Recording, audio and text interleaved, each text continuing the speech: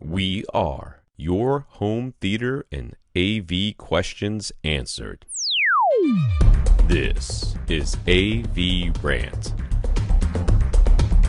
Want your home theater or AV question answered by Tom and Rob? Send it to question@avrant.com. Welcome to another edition of AVRant. I'm Tom Andrew, and I'm here with Rob H. This is AVRant. It's your home theater and AV questions answered. I kind of seriously questioned whether I was going to be here this week. The world news is not to start on a downer, but yeah, it's been so aggravating, so it's not going to get any better. Maddening. I know it's not. It's just the you can every week we're going to hear you say this, and it's like every week we're going to be like, I suppose just follow on from last week. I mean, whatever you say. There's going to be tariffs, and then 30-day pause, and then what does 30-day pause mean? Well, it means 6 days or 7 days or whatever, and then we're going to enact part of them, but not all of them. Blah blah. It's just whatever. It's not even worth commenting on at this point. It It's brutal. Yes. There was the Super Bowl. There was the Super Bowl. Yeah, let's talk about that. That was, whatever. People weren't happy about that either, right? Nobody's happy about anything these days. Right. I did spend the entire Super Bowl, once it became clear how it was going, sure, just repeatedly saying out loud, well, poor Travis, because Taylor doesn't date losers. Just to aggravate people in the room. Everyone was all like, "Oh, is he going to propose? Is he going to get down on one knee after the game?" It's like, well, not after that game. Not after that game. that's not the time first to do half. I don't think he had a single yard. If I remember correctly. I will say that the halftime show was just. I have been obsessed with it. It got those some of you on the reactions. podcast that know that remember when the rap beef started. Yeah, right. However many months or a year. It feels like forever ago. This is between when it started, Kendrick I was obsessed with it. Kendrick Lamar and Drake. That is the rap battle beef going back and forth. Lawsuits involved. It got to that point of people getting sued over rap lyrics. They are. No, I think he's getting sued over Spotify streams. They say they artificially inflated his numbers or whatever, and then and Drake's mad about it. Yeah. Anyways, I don't really care, but I was. I've been obsessed with it ever since. I've just been, did talk about that. That was many episodes ago at this point, but you did talk about how you had gotten all enthralled with it. Yeah, I did, and I thought, okay, this is going to be, let's see if he's going to play the song, if he's going to do the lyrics, what is he going to say, and then I was like, he got to the end of it, I was like, how did he get away with that? Because it was such a political statement, and I was like. I was like, good on you. I mean, I have never seen a larger, if I thought it were possible for this to be planned out, Death Note, where that Light Yagami guy plans everything out forever. Right. I could only imagine that he sat there and was like, I'm going to win 5 Grammys by getting in a rap beef with somebody, pick a person, I don't care who, just so that I can get the Super Bowl, just so they'll be so distracted by the rap beef that they won't pay attention to the message of the entire show I'm doing, and then afterwards have a bunch of NFL people in the office someplace looking at each other going, I didn't realize. I just thought it was an American flag. I didn't know. I don't understand. And just... I mean, thank goodness for art of any form still speaking out, still, subterfuge. I have been floored. I thought it was amazing. I was sitting there. My parents were like, "What's this happening?" And I'm like, "Shh, I'll tell you afterwards. Leave me alone. You're just shut up." Was that Serena Williams? Shut up. Bizarrely, still seemed to go over many people's heads. I loved it. I love the kids in college were texting me. They're like, "Did you see?" I'm like, "Yes, I saw." Yeah. Shut up. I'm watching reaction videos from people who understand this way better than I ever could, and I mean, it is. More of that, please. Honestly, from my standpoint, more of that, please. I can't believe it happened. I can't believe that level of political commentary at the Super Bowl happened. Yes. I mean, on that large of a broadcast stage to that many I'm not going to people. be like an American and say like, oh, it's the biggest stage in the world. It wasn't. Come on. It's not the biggest stage in the world. There's bigger stages in the world. But it is a very big stage. It is a very big stage, and particularly within the United States, the Super Bowl is... I mean, if you want to send a message out to as many people as you can all at once, there aren't many things bigger than that in the United States that you could do than the Super Bowl. So, I was floored, and I continue to be floored as people are dissecting, because I'm like, at the end, I just looked at my parents and I said, listen, tomorrow I'm going to figure out, somebody's going to tell me what his outfit meant, because I'm sure it means something. The fact that I don't get it doesn't mean that it's not there. I was like, everything that you just saw meant something. And they're like, I don't get it. I'm like, I know, you're even whiter than I am, and I'm pretty freaking white. So let's not worry about what it meant, and let's try to figure it out. And so of course I cycle with a bunch of retirees in Florida, so they have a demographic. Sure. And none of them are very happy about it or understood what was going on. They're like, this is not even music. I'm like, shut up. Just I say more of it. I say let's maybe not just completely repeat the last century with the areas just slightly rearranged. Yes. Let's not completely repeat history. That'd be a fantastic thing to do. We can read all about it. We can see what the outcomes were the last time. Maybe let's not do exactly the same thing again.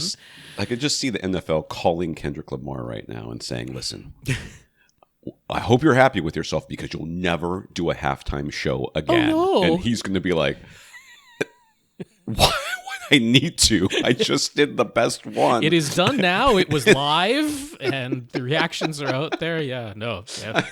like, I got everything I wanted out of this experience, and you got. And I swear, I was. And I don't think the NFL.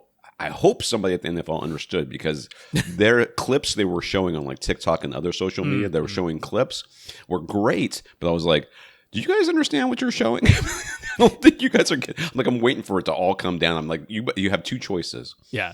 You can backtrack real hard and look super terrible for it, or you can just lean into it and just be like, we meant to do this. I'm sure they'll take the approach of just trying to ignore it away. That's there's that too. But I didn't get everything I want out of it, because yes, I would still like to see the results of some kind of inspiration being taken from that. But we'll see. I keep speaking out. Yes, thank you, artists. Thank you, artists. I have never been a huge Super Bowl fan. I watch it for the commercials. I got mad at my father because he was trying to fast forward. He had the commercials and paused this year. Was there anything really stand out? I mean, there was the Thunderbolts one. I was excited about that. I like that. Yeah, there wasn't. It's not like the Super Bowl moment. That's just it's a movie trailer. Yeah, That's so what I mean. There wasn't a. But that's usually what I go for. This game, I walked into it not really. I knew the Chiefs were playing. I didn't know who they were playing against, because I don't pay attention to the football.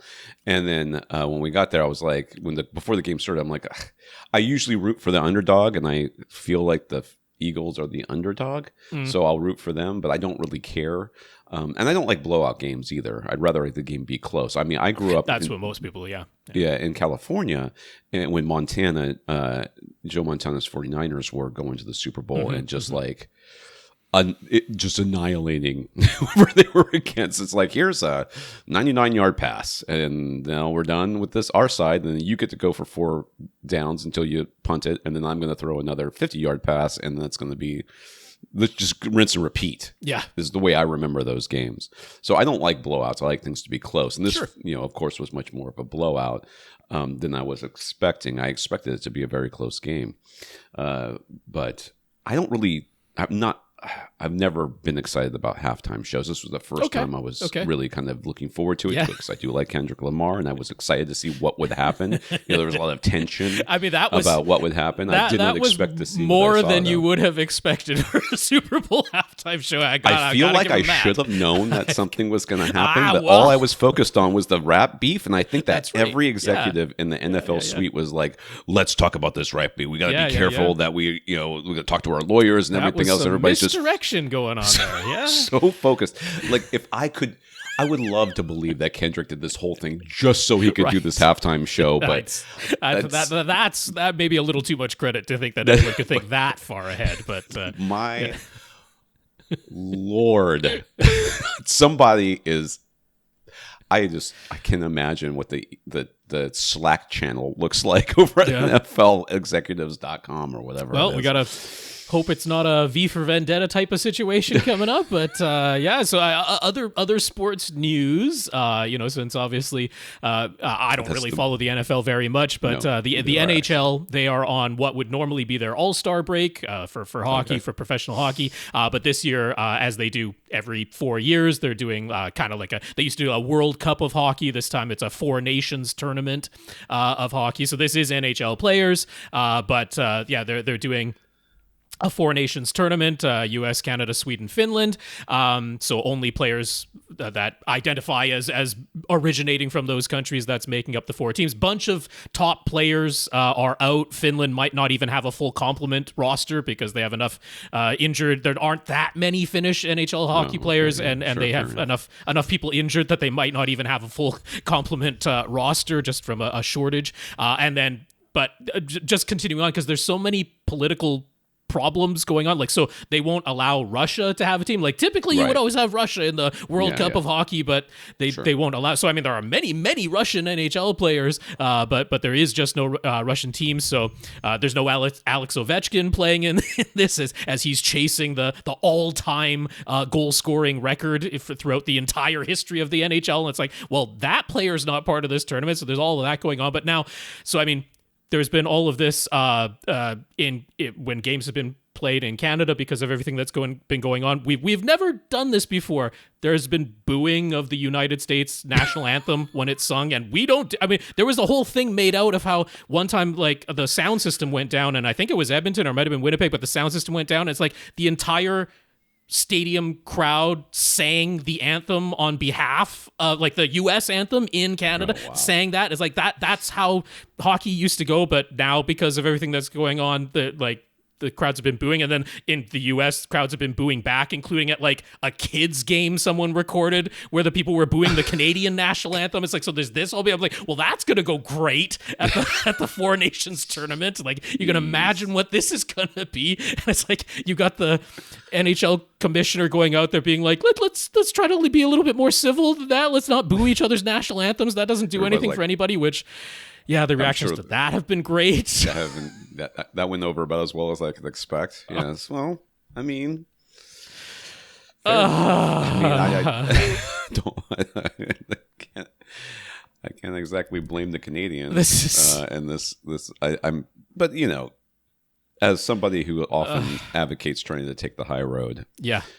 But then it was also really looking forward to Kendrick slandering Drake on national television. What are we doing?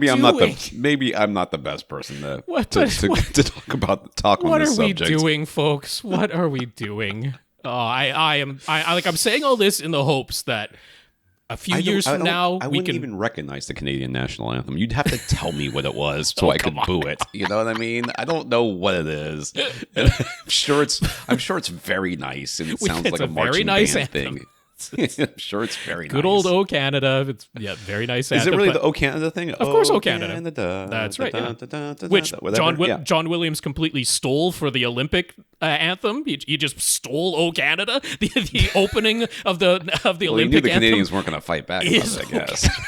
Be too polite. I can't believe he did that. Yes, a little bit strange. No, well, also you just listen to the planets, and it's that's where all the Star Wars music came from. So it's not as though John Williams is above pilfering and plagiarizing. Okay, a lot of music. So I went to a concert, a John Williams, retrospective concert thing at an orchestra thing, and you're like, and Jurassic Park comes on. You're like, oh, it's Jurassic Park, and then another one comes on. You're like, oh,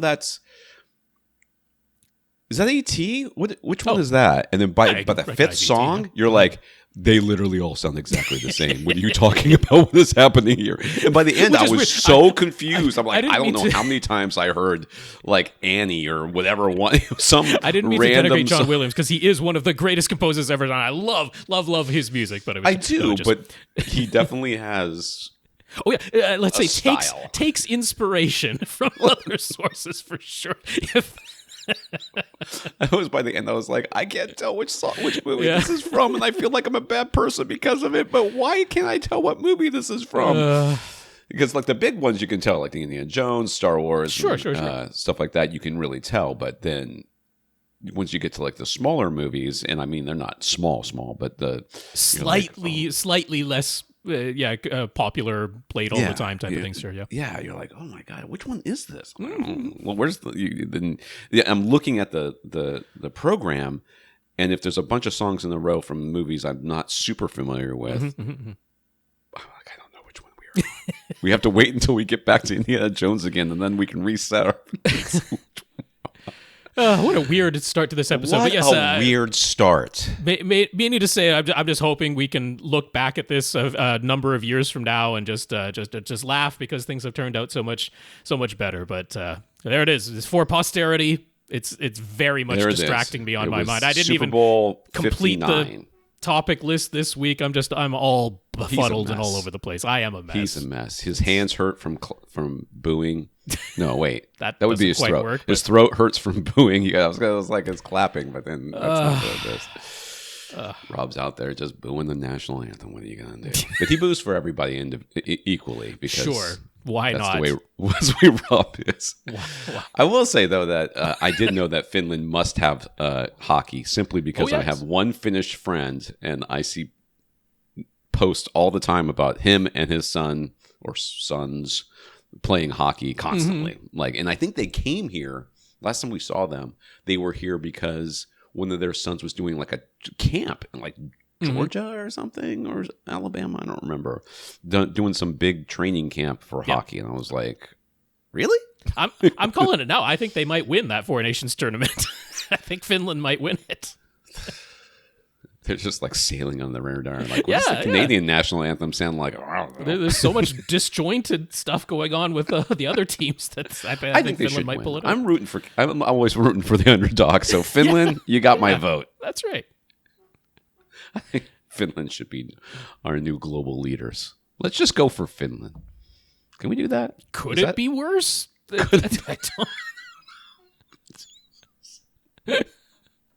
Let's just...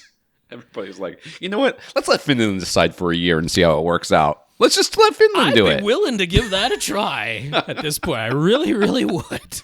Like, Finland's like, all right, step 1, there's going to be a lot of snow. Okay. Step 2, no sunlight for a while. All right, this is AVRant, the podcast that answers your home theater and AV questions. To get your questions answered, all you have to do is ask us by emailing us at question@avrant.com. Come to our website, find our audio or show notes, or links to the articles and products that we will be talking about, as well as a link to our Flickr album so you can follow along with the pictures. You can listen to older episodes, and again, all that information will be available there. For like at least, I don't know how many episodes you've done. 400 episodes at this point? It's something ridiculous. It's something ludicrous. We should figure out what your first episode is. That's like that. Yeah, we looked that up at one point, way back when. Did we? But yeah, it was pretty early on. Dina was still here. Dina was around. Oh well, your first appearance for sure was back then. But I'm talking about like this format. Oh, this format. Okay. Yeah, I wonder when that was. After Liz departed? After Liz departed, yeah. I don't know when that was. I think, yeah. I miss Liz. I miss Dina, yeah. But I listen to it. I miss Liz. I wonder how she's doing. I see her on Facebook. I don't see Dina much on Facebook. She doesn't post very much. Facebook.com/AVRant podcast, YouTube.com/AVRant. You can contact us directly, Rob at AVRant.com. His socials at, I guess, Blue Sky is at First Reflect. I'm Tom at AVRant.com. Not really doing socials these days. Lurk in Facebook, which is, my wife and I went through Facebook the other day, and we were just like every post, just listing if it was a real post or what kind of other post it was. Okay. And it was like maybe 1 out of 5 was a real post. Maybe 1 out of 6 was a real post from people that we knew. Everything else was just, groups that wanted me to follow or join or ads or something like that. I'm like, ugh. That's the experience. I don't understand how it got like that. Like Facebook used to be a thing that I used to, to Facebook's I guess, defense, I have unfollowed a lot of people in the last also 8 though years. Also, what Mark Zuckerberg is doing these days could have a little to do with it. Not great. Yeah. So I don't know. I did hear somebody say that. Who knew that when we watched all those movies about dystopian futures, that the people who were going to try to make it a dystopian future would be such nerds, like such geeks. Look at them. Well, yeah. I already did that. Facebook. Yeah, we did all that. So, we did all that stuff. Yeah. Yeah. So I want to thank our listeners of the week. To become a listener of the week, to support the podcast in some way, one of the ways you can do that, go into avrant.com, click on the Buy Us a Cup of Coffee link, and send us a PayPal donation. Or you can go to patreon.com/avrant podcast to become one of our monthly contributors. I'm having a hard time speaking today. I don't know what my deal is. Maybe it's from all the booing. From the not being able to think straight on my end, that's for sure. I have 133 patrons right now, including Mark. So every month they take a little bit of money, whatever money you tell them, from you, and give most of it to us. So thank you to our 133 patrons, including Mark. Thank you very much. That is right. That is patreon.com/AVRant podcast. If you'd like to sign up to make an automatic monthly donation, I wouldn't be surprised if that number starts going down. I wouldn't be surprised if we monetized on YouTube, if we were demonetized. But regardless, if you'd like to sign up and make that automatic monthly donation, patreon.com/AVRant podcast is the place. All the money is in clickbait, rage bait. So I feel like we should start leading into it. This podcast we've gotten away from the rant part of the AV. We've had a handful here and there. A little bit here and there, but for the most part, I think we've gone. I think your Canadian influence is wearing off on me. But now that you people have started booing things, maybe you push a Canadian, and eventually the hockey stick comes out. But anyway, thanks to our 133 patrons over at patreon.com. And Mark, thank you for being one of them. Yes. Also, if you can't support us financially or don't want to for whatever reason, we totally understand. If you do support us in some way, let us know what you've done, and we will mention you here. Jim sent a movie code for me to test, and I tested it, and hilariously, it worked. Yeah. Wasn't it expired in like 1998 or something? No, it was like 2008. I think it said it expired. Yeah. So, Jim, it's good to go, I guess. Thank you, Jim. We also got notes of gratitude for keeping the podcast going through the Super Bowl and other things where people got booed. What else could have been announced on the same Sunday? What else could have been announced in the last week? I can't imagine. I don't know. Greg, who thinks our banter is the best part of the show, and he knows about Rob's secret, so he's a member of the 2 Hour Plus Club. So Greg is a 2 Hour Plus Club member. Mm-hmm. Karl, Infinite Gary, who said that Rob said the first season of the TV show Humans was hard to find, but luckily in the States, at least, all 3 seasons are available to stream on Amazon Prime. So he's going to check it out as soon as he finishes Obi-Wan Kenobi on Disney Plus, which I thought was very good. Hopefully Humans is as good as Rob says. It is every bit as good as I said. It's a really, really good show, and I'm glad it's easily available for Americans to watch there. Yeah, maybe it wouldn't be a bad message to take on board there. More people should watch that show. Timely. Mark, who bought a set of 3 Ascend Sierra 2 EXV2 speakers based on our recommendations, and he's loving them. Hopefully you told us in that. And Dave. So Greg, Karl, Infinite Gary, Mark, and Dave send us notes of gratitude, and we thank you for thanking us. Yes, indeed. I will say the names one more time. Greg, Karl, Infinite Gary, Mark, and Dave. Thank you very much for your notes of gratitude and encouragement. They are super duper appreciated. And a big thank you to everybody who continues to listen and send in your questions. So the news here. Were we going to do the what we watched since we skipped over that? Oh, did I skip it? I'm sorry. I did skip it. I apologize. We don't have to because you kind of gotta go quick. So yeah, let's talk about what you watched real quick. Yeah, real quick. All right, what we watched. I watched Gladiator II, or as the title actually comes up on the screen, GladIIator, because they just put the 2 I's as the I in the word gladiator. So that's officially the title. That's what shows up on your screen. Somebody's breaking their arm, patting themselves on the back over that one right now. It's like that Too Fast, Too Furious, or put the 4 in the middle of the Sure.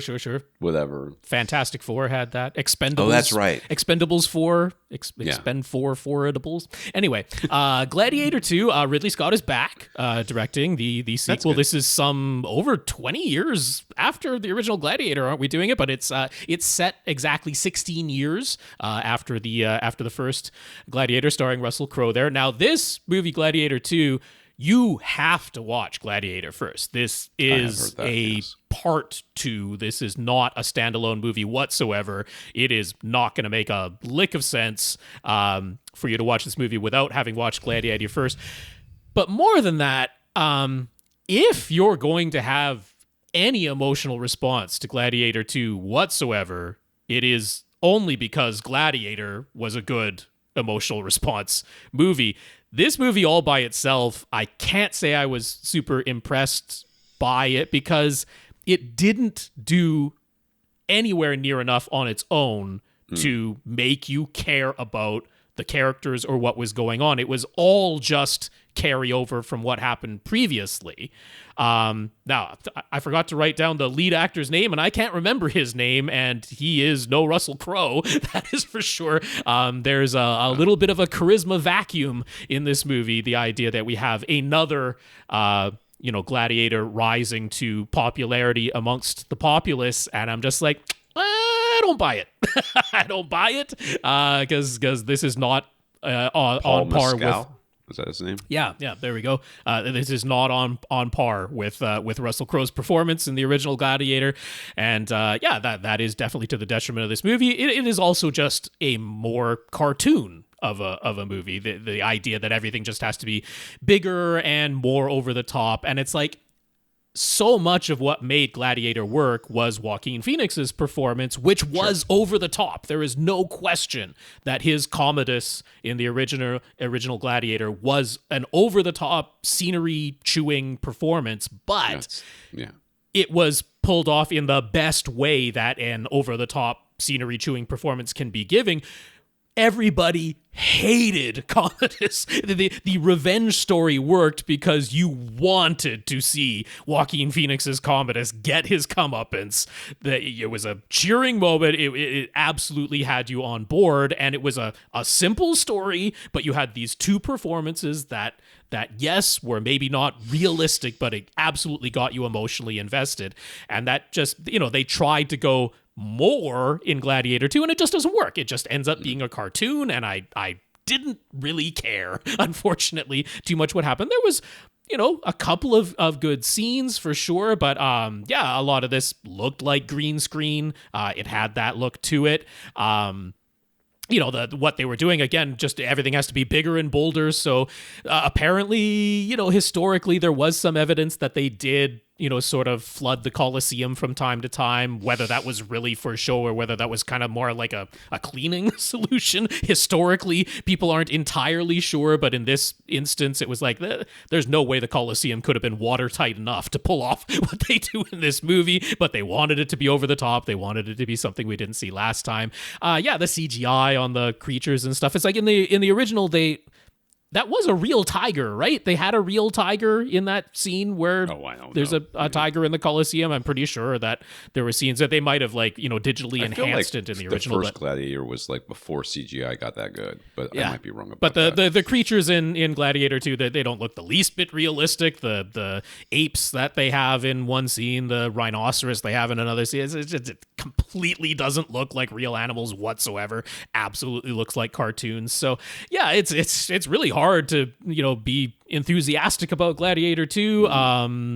Gladiator stands on its own. There, you don't need, if you're curious, like, what happened next? Well, it's completely historically inaccurate. None of this is real history. They take some of the real life names of the co-emperors that were there at one point in actual Roman history, but the timeline is all offline. They, for some reason, switched the ages of the two brothers that were co-emperors. Why that was necessary made no difference to the story, but historically, for some reason, they decided to switch had the younger brother be the older brother in the movie version. I don't know why. Weird stuff like that. So, it's not like a horrible watch. I mean, it's a competently made movie. It's Ridley Scott, but saying that it in any way stands up to the original Gladiator, it absolutely does not. So if you were curious, that's the rest of the story, but it's not really vital to have watched it. Not that anybody cares about this, but I have found myself kind of historically not having very good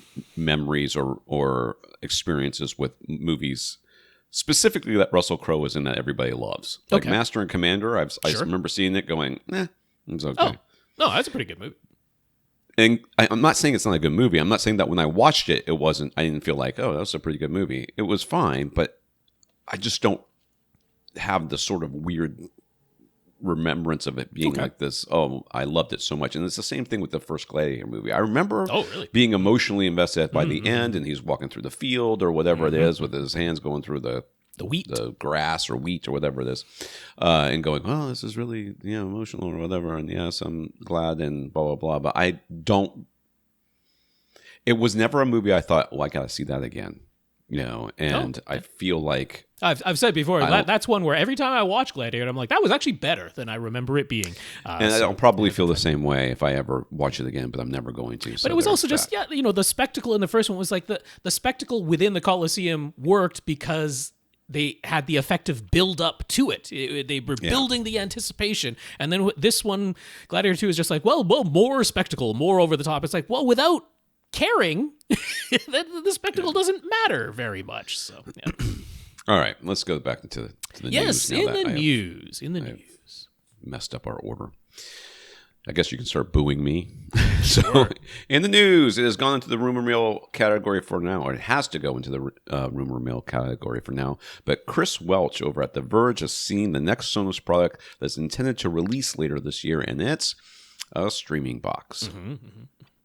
So Sonos has partnered up with the Trade Desk, which is all capitalized, so it must be a thing. That is the name of the company, the Trade Desk, to develop their Ventura OS based on Android. Ventura OS based on Android. Okay, so whatever. The Trade Desk is an ad company, and they claim they will be able to combine all of the major streaming services, even Netflix, into a single beautiful interface with a universal search, which is something we talked about like years ago on this podcast. Like, somebody's got to do this, and when it does, then maybe everybody will love it. Kind of the way that TiVo, kind of streamlined everything and made things a lot easier. Until, this is definitely not a new idea. Many companies have promised and tried to do this very thing. Netflix, every TV seems to want to do it, right?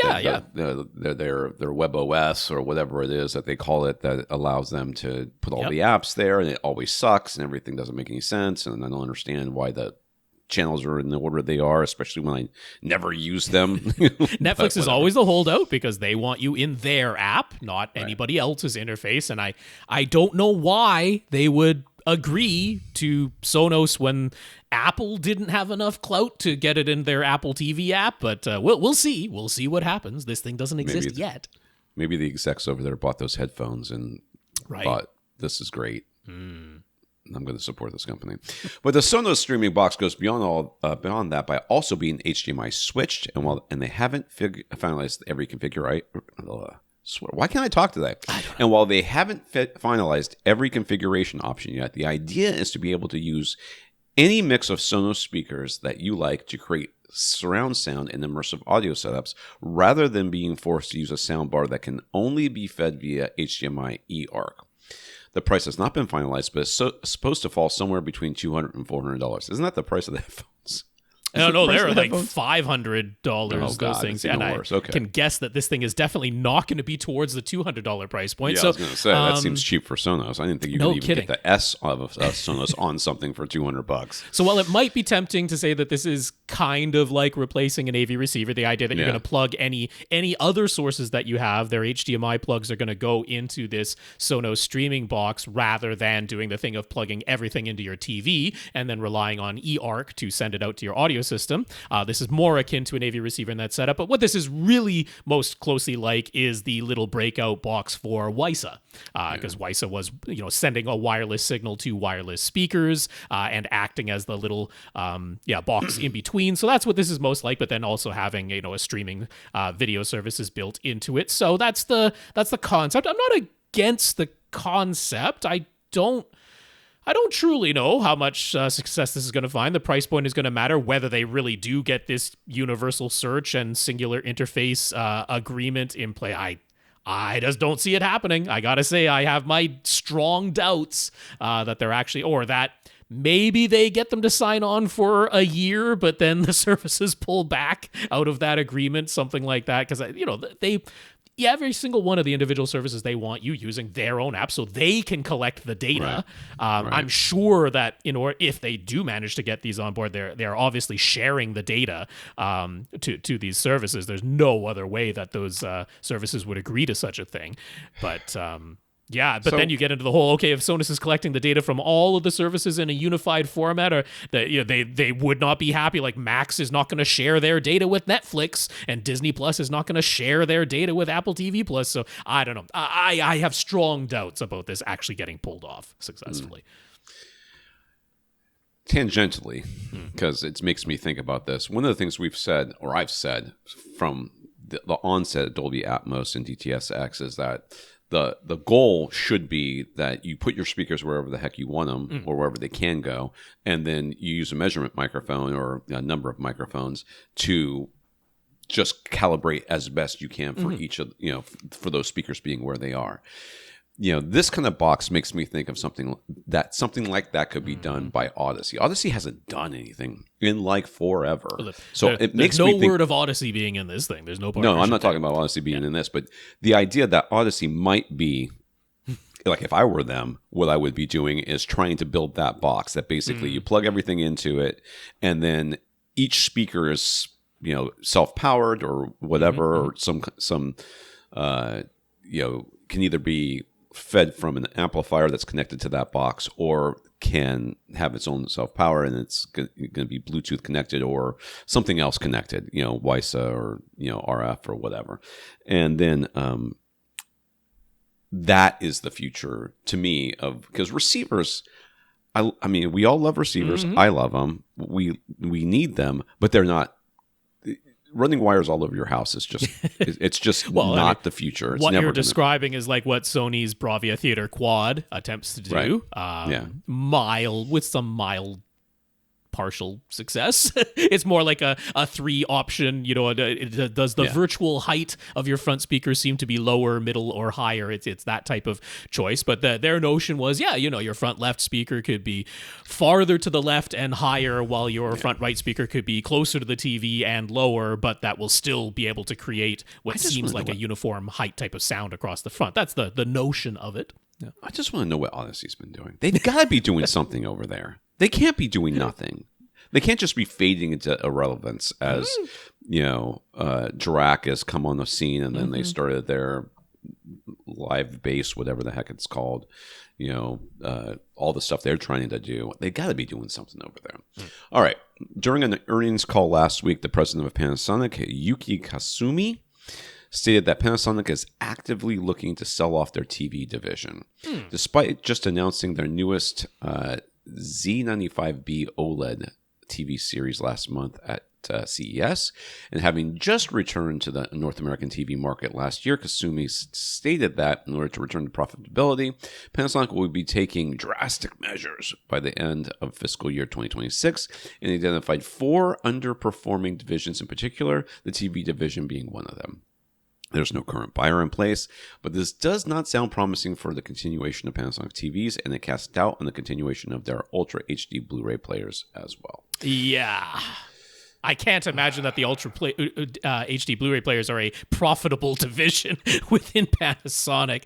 So they are looking to shed underperforming divisions, return to profitability, and it was people were excited. Fans of high-end TVs were excited when Panasonic returned to the market because they have been available in Asia and Europe in years past, and when the professional reviewers in those territories territories, measured them. They're like, Panasonic is doing their own little tweaks to the OLED designs to get the very best near black performance out of them, the very most accurate color performance, and putting their own heat sinks and heat dissipation type of manufacturing on there to eke out every last little nit that they could get from the panels before LG Display started really upping the light output that the panels can natively generate. But Panasonic was doing all these types of efforts to get them really, really as close to perfection as they possibly could,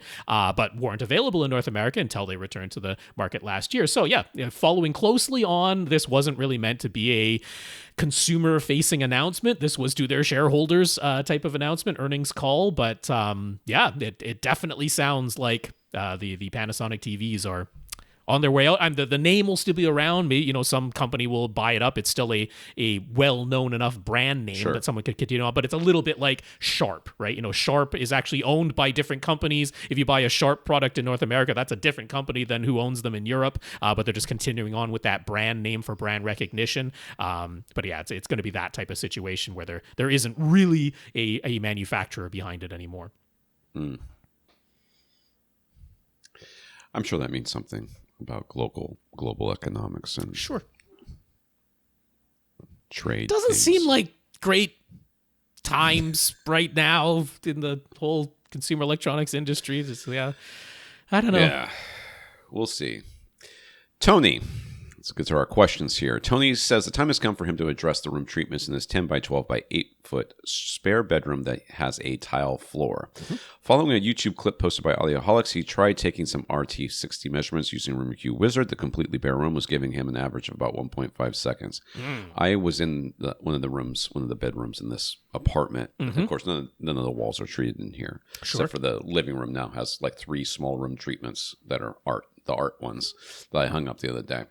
And I was in there and I was talking to my wife, and the reverb was so bad that I just had to start. I projected a little bit more so that it would just the room would just vibrated in there. It is brutal. Now that was the completely bare room that he was doing. That just like what is the completely bare room? So to be no furniture in there even. Right. So that's what's going on there. But 1.5 seconds, very very noticeable as far as reverberation inside a room would go. So just to see what would happen, he took all the spare foam packaging from his speakers plus some spare foam board insulation, which is an inch and a half thick, and chucked it into the room. Doing that lowered his RT60 measurements to an average of about 1.15 seconds. So then he arranged a bunch of the foam packaging more carefully, so that was kind of like panels against the walls with about a 2-inch air gap. He estimated that he wound up covering about 16% of the total wall surface of the room. And we're going to say like this, because if you go see the pictures on YouTube or on the Flickr album, you'll see a picture of foam leaning against a wall. If you cannot picture that in your head. And you can picture like a something that will be like a platform with the ribs underneath it. So he's like, you put the ribs against the wall, which naturally builds in an air gap behind there. He's like, it kind of looks like a panel if you squint your eyes and don't look too closely, and arranging them a little bit more carefully like that. He's like, how does that measure? So after taking 10 more RT60 measurements, the results varied quite a bit from about 0.77 seconds to 0.89 seconds average. He's not quite sure what's going on there. But this was all just foam, and it definitely made a difference. So was he misinterpreting what we've said when he was under the impression that our stance is that foam treatments do nothing? Or is it just that we don't think they're worth the money? Because there are some areas in his room where he wouldn't mind using the foam packing on the walls with the 2-inch air gap. And if you can get away with doing that, it would help keep the total price down. So any thoughts of all of that? So I've already linked up for this an article that said, should I add acoustic foam to my home theater on avgadgets.com?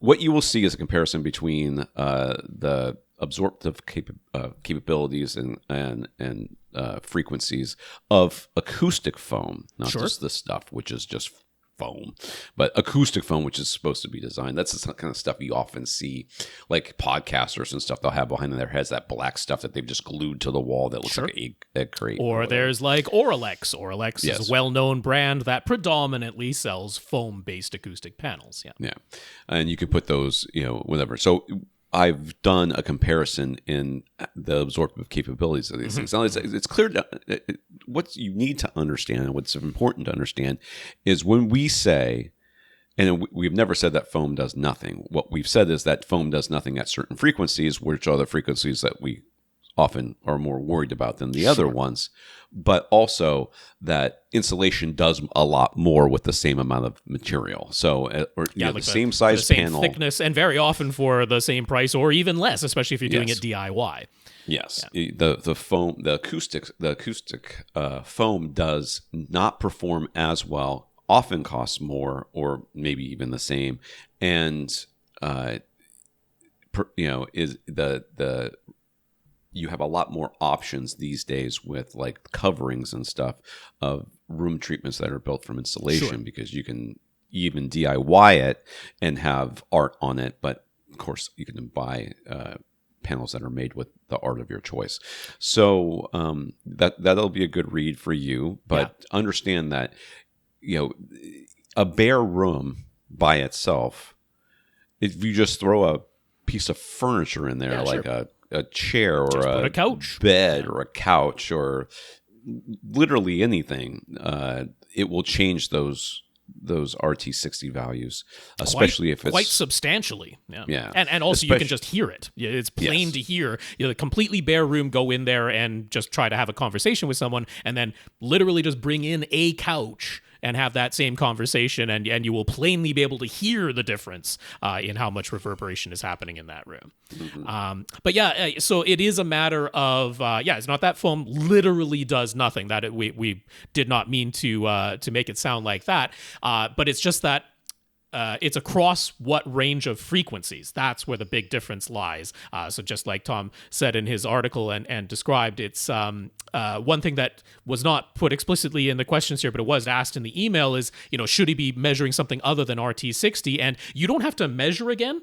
If you've saved what you did as far as your measurements in Room EQ Wizard, you don't have to literally pull out the microphone and measure again. You can just go to the waterfall graph section, click the little generate button from the measurements that you already took, and you'll be able to look at the waterfall graphs of what's going on there. And that's a great way to visualize, what I'm hearing in this room, whatever reverberation I'm hearing in this room. I don't just want the average. I actually want to see frequency by frequency, so it's looking just like a frequency response graph across the top. In fact, the top of that waterfall graph is your regular frequency response graph going from, 20 hertz to 20 kilohertz, if you want to put in the brackets that way. But then you get to see this three-dimensional representation coming forward on the z-axis in time, making what looked like these sort of mountains or this waterfall, and you're going to see that some of the frequencies are ringing and reverberating in time for a much longer duration than some other frequencies. And when you put the foam in there, what you're predominantly going to see are higher frequencies. Right. Their times are going to be reduced. So that means the average time, the average RT60 time is going to drop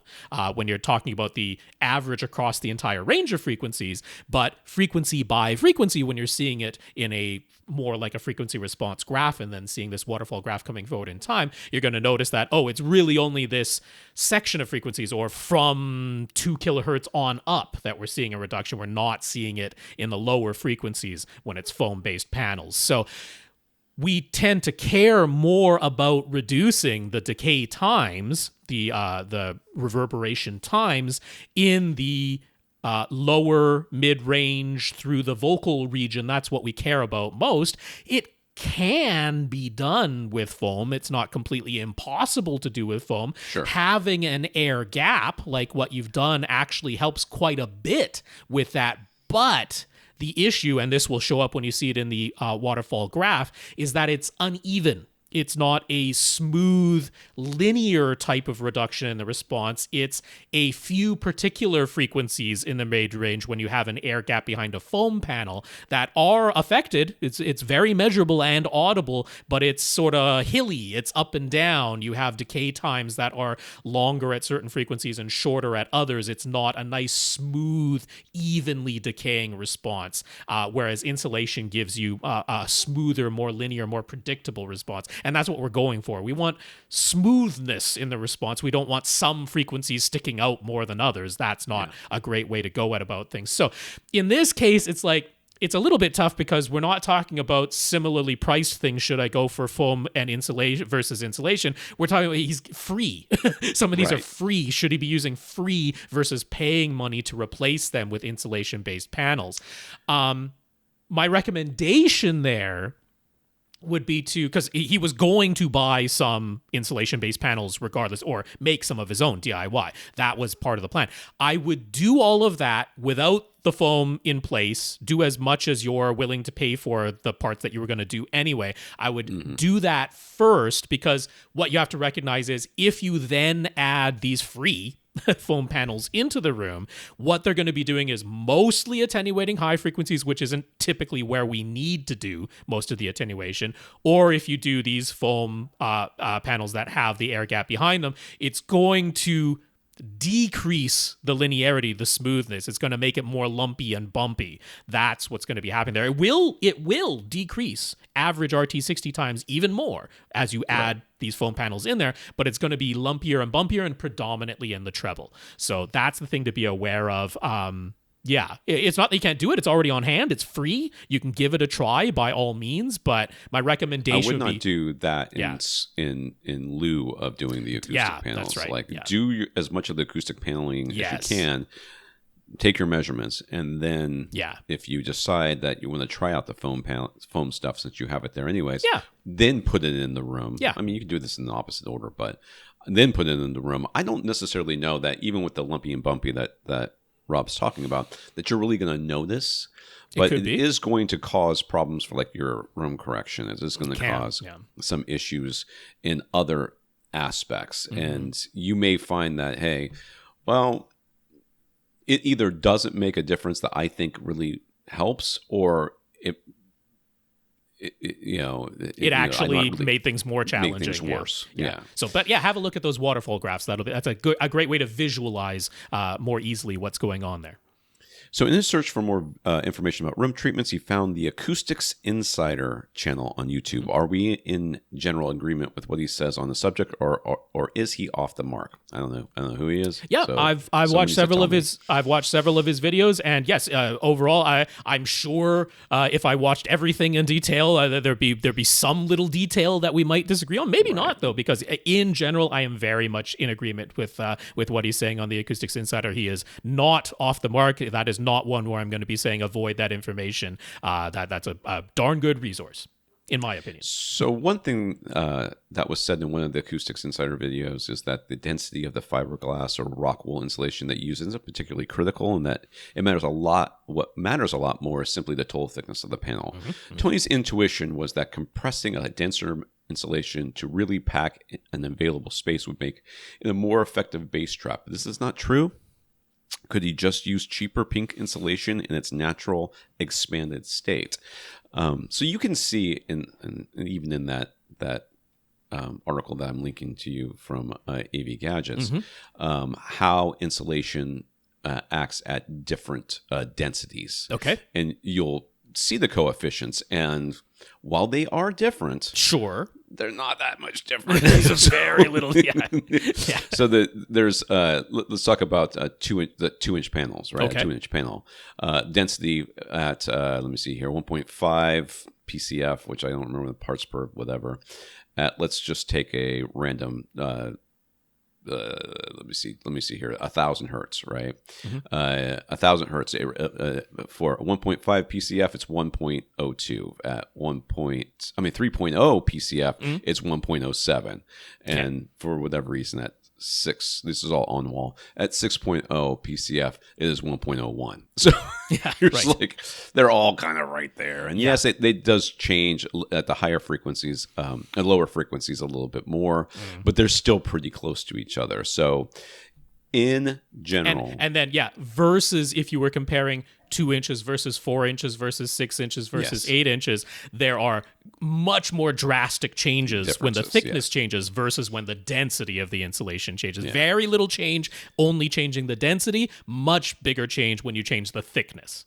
Right. Yeah. So, I mean, yes, it's not intuitive, but that's why we have scientists, because essentially that's why we do research, is because the world is not always intuitive. So we need to actually measure things and figure them out. Because if we just go by our intuition, well, then we have and people put leeches on other people. To make it a little bit more intuitive, what's going on here is we are trying to get the kinetic energy in the air, that is the sound vibration in the air, to interact with materials that vibrate in sympathy with that, and therefore take some of the energy out of the airborne transmission of that sound. So you don't want something that's like solid and rigid or really, really thick and dense. That's going to make it more difficult for the air to move through that material and interact with all the little fibers that are going to vibrate in sympathy and turn some of that energy into heat. So even on an intuitive level, it's, what we really want is lots of contact, lots of surface area. That's what we want. Lots of little fibers available to vibrate in sympathy with the vibrations in the air and therefore translate some of that energy into heat. And you're really never supposed to compress insulation anyway, so let's just remember that. So thermally, it's the same thing. You don't want to tightly compact your insulation. You want that air to be held in suspension in between the fibers of the insulation. Yeah. On a thermal level, that's how it works too. Yeah. So that's why insulation is often just blown in there. They're not trying to smush as much as possible. They just throw it in there. In fact, over time it can compress down and compact down, and they say, well, you really should top that up or take out what's there and been all compacted and put in the blown in stuff again, so that you have this trapped volume of air, not compacted hard material. So for the spots in this room where he cares about the aesthetics, he was planning to buy some professionally made panels. Is GIK the very best value, or is there another site to consider? Does GIK run predictable sales at certain times during the year? I don't know that I've ever seen a GIK sale. I'm not saying it doesn't happen. They've actually had a little sale on some products, not product line wide. Right as we're speaking, they've got a little sale going on some of their products right now. But no, they're not one that predictably runs sales every year, because they keep their margins very low, honestly, over at GIK. Now, that does mean they are a good value, but they aren't the only game in town. I would also say that Acoustimac is a very good value for absorption panels in particular. Now, Acoustimac, they don't really offer a whole selection of diffusion panels, one that have aesthetic scattering plates on the front. So if you want decoration like that, GIK probably is the best value as far as the breadth of their product portfolio. But if what you want are absorption panels, and that is the most important thing that we always recommend around here, Acoustimac is definitely an alternative that is very high value. Some of their panels cost a little bit less than GIK's. And then in particular, if you do want to go the DIY route, but you want as little work as possible, you're willing to do some assembly, but maybe not entire design and cutting and everything for yourself, Acoustimac has great DIY kits. They sell the kits that, all the framing is already pre-cut, pre-drilled. You would assemble it when you get it. And then the material is already cut to the correct dimensions. You can just staple it on or brad nail it on, that type of thing. The kits are great. That keeps the price way down, and they look great, and they ship easily. And I'm a big fan of the DIY kits that Acoustimac sells. And I really want to stress, do not sell yourself short in your ability to put together something that can go on the wall and people will realize that it's, they will look at. If you've ever painted a room, and I've painted many rooms, you realize that as you're painting, you're noticing all these problems, where you got the paint in the wrong spot, or it dripped a little bit, or this or that, and you agonize over it, trying to fix it, blah, blah, blah. And then 2 days later, when you walk in that room, you never see it again. Mm-hmm. And you go walk into other people's houses right after you've painted, or the same day you've painted, and you'll notice all the problems in their house. But after that, you never notice it. So these things are going to go on your wall in a room that's going to be typically dark. Mm-hmm. People aren't going to notice it. And if it's square-ish, it's enough. That's what I say. But I will absolutely say, from my perspective, sometimes I just don't want to deal with the cuts, the material in particular. I'm like, I don't always want to deal with that. If someone can just give me the parts ready to go, I can handle the assembly. And given that the price is really affordable from Acoustimac, I'm a big fan of those kits. I have no problem recommending those when you want value for sure. So on the right side wall, he has space to put up a 3-foot by 2-foot panel right at the first reflection point. And you could technically fit the thickest rectangular panel that GIK sells, which is almost 8 inches deep. But you think that might look a bit strange, sticking out in that much. And we only have to be on that one side of, and it would only be on that one side of the room. Would it be worthwhile to have that lone, very thick panel sticking out on only the right side wall, or would there be a negligible difference using a 4-inch deep panel in that spot instead? So, first of all, I am never going to recommend that you put an 8-inch thick panel someplace in just one spot in your room, simply because you can fit it there. That's never gonna be something I'm gonna advocate for. I think that aesthetics are more important. On board the recommendations that we said of make the panels as thick as you can, because that is true performance wise. Make the panels as thick as you can. That's good, but it's not. That doesn't mean to the detriment of every other consideration, including looks. Yeah, and from a sonic standpoint, because obviously you care about the acoustics in this room, you don't want to overabsorb one spot and then have the other spots in your room not be as absorptive. Particularly when it is a first reflection specifically. Right. Like if you had this lone 8-inch thick panel somehow on your ceiling or in a corner or in the middle of your back wall. Yeah, I was going to say the middle of the back wall would make sense too. It's like, okay, it is a case where having as thick a panel as you can basically anywhere in the room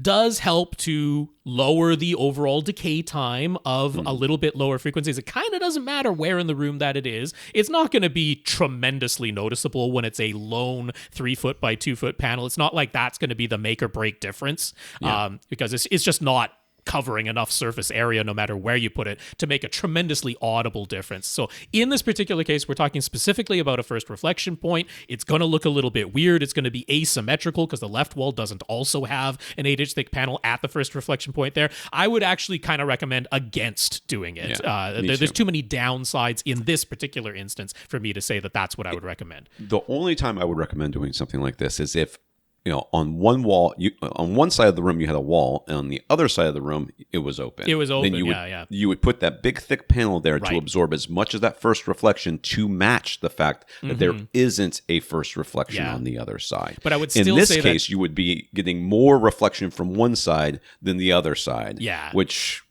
while it probably is not going to make or break the entire theater. Sure. It's a lot of extra expense for really no specific benefit. And 8 inches sticking out from the side wall, I'm like, that's going to look a little weird. It's like one little rectangle just protruding out from the side wall. What are you hiding behind there? They're going to think there's a safe back there or something. So I would just use whatever size panel you're going to put on the other side. Yeah, basically with an air gap. A 2-inch by 2-inch with a 2-inch air gap, or a 4-inch with a 2-inch air gap, something like that. Rather than 8 inches just off the side of the wall. So he's already got 12 bats of rock wool safe and sound insulation for making DIY panels. It's actually more rigid than he expected. They don't call it rigid rock wool for a reason. Anyways, what if he just basically covered his entire back wall with the bare insulation and then put up a curtain to cover that back wall? Any health concerns leaving the insulation totally open in a room like that? Any other reason to avoid doing this? Other than how are you going to stick it to the wall? Because you have to stick it to the wall somehow. That's not that hard though with rock wool. Like you could just use a little bit of spray adhesive or double-sided. You could. Like even double-sided, like the kind of foamy, has some thickness to it, double-sided tape. Like it's not like it's super heavy, and it is quite rigid. So that's not that much of a problem. Yes. So I have an article, Are Acoustic Panels Safe? I'm going to link that up here too. And that includes fiberglass, by the way, not just rock wool. But yes, fiberglass, rock wool, this whole thing. So people get things in their minds and they never come out. Like it becomes part of the zeitgeist of society. It's like, within the AV community, you'll hear people parroting these different ideas, including things like, Denons are this way and Yamahas are that way, and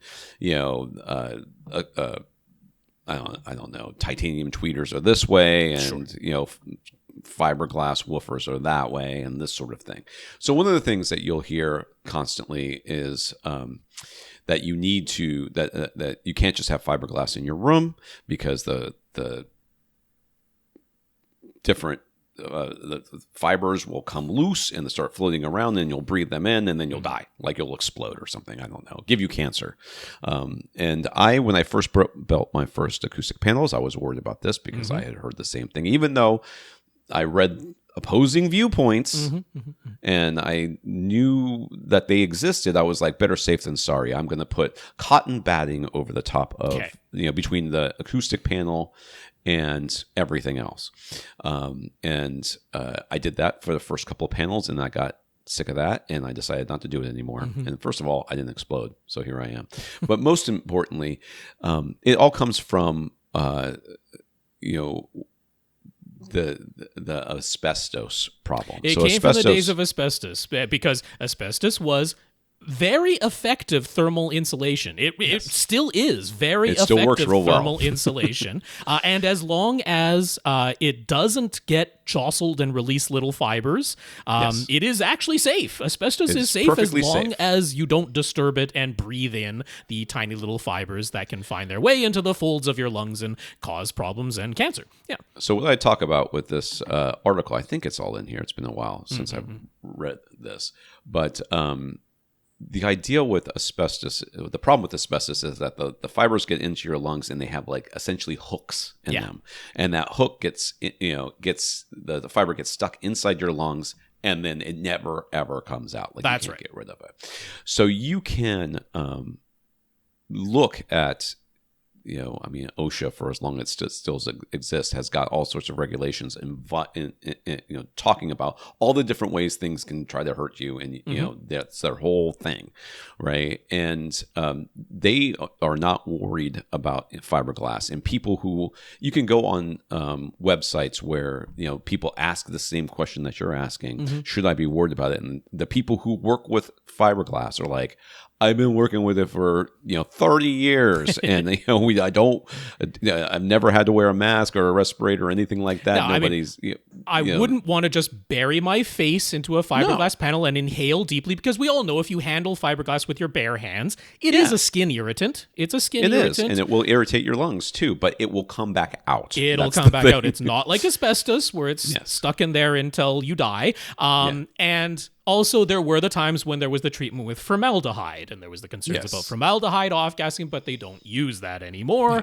So, but the thing is, out of all of this, rock wool, even less. Rock wool, you can pretty much handle without wearing gloves, and it's not going to irritate your skin, and it's not going to be a problem. If somehow it gets inside your body will excrete it without any problem whatsoever. So it is very, very safe. There's no concerns from a safety perspective of having just exposed rock wool insulation in your room, and then it's absolutely fine. What you're proposing, I got no problem with what you're proposing. If that's the bare wall that's open, and you can conveniently put 3.5-inch thick insulation basically covering that whole wall, and then visually cover it with a curtain, that's A-okay in my book. That's going to be the only great. thing I'd be worried about is people like leaning against the curtain or leaning against the wall and although compressing it. It's not that much of a problem with rock wool. It's pretty resilient. So So yes, you can do it. Is the answer to the question. You can do it. It's safe. It's fine. There's no problem with it. I mean, I don't know if that's what you'll end up doing, but if you do that, it will be fine.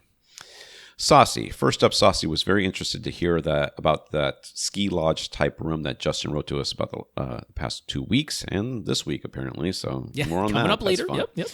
Sasi tried to think up some more solutions, but he wound up coming to the very extremely similar conclusions as we did. Sendo or JBL synthesis could work performance-wise as alternative to in-wall solutions, but they don't help to lower the price at all, and would probably try to recommend going with in-room subwoofers rather than in-wall, and maybe try to suggest near-field subs, but that didn't seem to be in the cards. So yeah, it's not in the cards. He doesn't want to spend any more money, at least the last time we talked to him. So don't pull the pin on the grenade and expect it not to explode. But I just like that. Sasi was like, oh, that's an interesting project. He's like, I bet I can come up with something. He's like, not very much other alternative. Yeah, that's really not. So the only real addition you can make to our suggestions was QSC's Pro Cinema speakers. They are surprisingly affordable and use horn-loaded compression drivers, but as we can probably guess, they're just plain and black and big. And so yeah, you can see how we felt this particular setup was a real challenge to meet all the desires of the clients, and he thinks we did a pretty good job. And by we, he means Rob, because I didn't do crap. He was curious why Rob didn't suggest a Hypex or Eigentakt Class D amplifier from Buckeye. Was it because of the voltage necessary to drive them to full power? Can the Pioneer receiver honestly not output enough, making the Emotiva XP8 amp that Rob suggested the only appropriate option? That was largely it. If you look at the Hypex or the Eigentocht Class D amplifiers, and it's not as though Buckeye is the only one using them, but they are the lowest price for fully finished products. You can actually get like Eigentocht or Hypex amplifier modules if you want to build your own, put it together. All like the ice amps. Yeah, all the documentation is out there if you want to build your own. But if you want to buy fully finished ones at the lowest price possible, Buckeye is probably one of the best options out there for those. And they're great. They're fantastic amplifiers. But they require kind of like a minimum of 2.7 volts to reach their full rated power. Some of them even more than that. And while the Pioneer receiver can go slightly above 2 volts output, to get 2 volts output over at Audio Science Review, they measured it and they had to go to +4 on the master volume to get 2 volts out of that Pioneer receiver. It doesn't have a tremendous amount of headroom above that. And then you're also having to go above reference volume on the master volume dial to get to just 2 volts. So I was looking for if they had decided to replace the speakers with more efficient and higher power handling speakers, which we know is not going to happen at this point. But at the time I was saying, if they decided to do that, I wanted to find a reasonably priced amplifier that could reach the power handling limits of the speakers that I was recommending, but be able to get to those wattage levels with the voltage that the Pioneer receiver is able to output, and it can't get to the full power rating, or you'd have to go well above the master volume reference setting, which is it's going to be problematic no matter what you do. So yeah, it was largely just what voltage is available from those pre-outs. Man, these things have 2 power cords, some of them. Yep. Well, yeah, once you get up to the 8-channel ones or the kilowatt ones, yep. Yeah. Gene over Audioholics has been making an effort to get the FTC to revisit their new amplifier rating standards that they just updated this year. Do we have any opinions on that? No, I just heard about it just now. Oh, okay. So I mean, Gene knows his electrical engineering stuff, and he knows audio amplifiers. And yes, what he's predominantly commenting on there, I am in full agreement with, which is that the newest FTC ratings, like on the good side, they are stringent, they are well-defined, and if every audio company were somehow forced to follow them, which they're not, but they're supposed to now make it clear, explicit when they are not following the new FTC amplifier rating specifications. But if somehow they were all forced to do it, I mean, it would kind of level the playing field. It would be more of an apples to apples comparison. But what is being required in there are like long, sustained power measurements, where it's there for a long period of time, and that the distortion requirements have to be uniform across the entire frequency range. And we've got quite a bit of evidence that, like, when you get down into the really deep bass frequencies, our ability to hear a percentage of harmonic distortion, it's much harder for us to hear 0.5% harmonic distortion down at 40 hertz than it is at 4,000 hertz. We can hear it pretty readily at 4,000 hertz, but it's really hard for us to hear it down at 40 hertz. So Gene is just pointing out that if what we're talking about is creating a standardized specification for specifically audio amplifiers, that it doesn't really make sense to make it so stringent that it doesn't really reflect performance, right? We're just saying, like, we're going to drive all of these amplifiers, whatever the multi-channel amp is, we're going to drive all of them for a really long period of time with no wiggle room for any difference in distortion across the entire frequency range. It's like, that's fine in one sense of it will be apples to apples, but it's putting such a burden on everybody that it's like, well, what, every AV receiver is going to be rated at 10 watts per channel now? It's like, it's not realistic. Realistically, you absolutely can have more wattage coming out of that AV receiver without it being any detriment to the audio performance, because the distortion rose to 0.5% at 40 hertz, like I'm saying. It would fail the new FTC specifications unless you really lowered the rating for the wattage, but that isn't a true reflection of how much power is available across the entire frequency range. So yes, I am really in agreement with what Gene is saying, because he's absolutely right. It's a little too strict now. And more than that, it is actually now misleading to consumers, because if they follow it, they'll have to say that they have so many fewer watts than is actually available there. And that isn't helping anybody. Apples to apples, and you end up with numbers that are so close to each other that they don't seem to have any differentiation as far as the consumer is concerned. Yeah, So yeah. like, if one fails at like 20 watts and another one fails at 19, Yeah. It's a 1 watt difference, and the consumer's going to be like, oh, that's the same. Like it That's doesn't make basically the sense to same. have these, these little amplifiers being sold on Amazon where like, this is 2,000 watts per channel. And like, no, it clearly isn't. If you tried to actually get 2,000 watts out of this thing into any speaker, it's not happening. You're not getting that output level. And yeah, we want to get away from that. But then, this is kind of overcorrected to where if everybody followed this, everything's going to be a 5-watt amplifier. And that isn't true to the actual performance happening in the real world. So yes, I am in agreement with Gene. There does need to be a tweak to that specification. It's not conveying useful information to the consumer if it's followed strictly. Karl has been using a pair of 32-inch Samsung LCD computer monitors. He uses them with video editing software all day. Mm-hmm. He wants better image quality, but he'd like to keep the same 32-inch size, and he'd actually like to keep the same curve that the Samsung monitors have. Any suggestions? I'm surprised that he wants a curve. I'm always surprised that people want curves. I understand why. If you're sitting close to it, so for those of you that don't, two 32-inch monitors right in front of him, and it kind of just wraps around to his peripheral vision. I understand that. I understand that if you're sitting at the right where the curve apex is, I don't know how to describe that. Yeah, the triangle. Well, based on the radius of the curve. Yeah. Yeah. So that If you're sitting right there, then all the lines that are supposed to be straight actually look straight. Yeah. For the for every other person in the room, they don't. But he doesn't It doesn't matter for him because that's what that's where he's sitting, and that's the only person that matters for. So I don't. I understand where he's going from there, but curved monitors are less and less common. Yeah. So that's why he's asking us, and by us I mean Rob. So, I mean, if you want, noticeably improved image quality, then I am going to suggest going with an OLED monitor. That's how you're going to get higher contrast, obviously higher contrast going on there. You can also get a resolution upgrade this way because the ones that he sent the model number and they were 1440p resolution, 32-inch, but they were VA panels, LCD panels. That means they have pretty darn good native contrast as far as LCD goes, but not fantastic off-angle viewing, which isn't a problem. He probably is sitting right in the middle of this curved screen. That's maybe one reason why he liked the curved screen on the LCD monitors is that did avoid any of the off-axis sort of dimming that happens on an LCD monitor by having that curve. All surface area of that curved monitor is equidistant from his eyes as long as he's sitting right at the center of the circle that would be formed by them.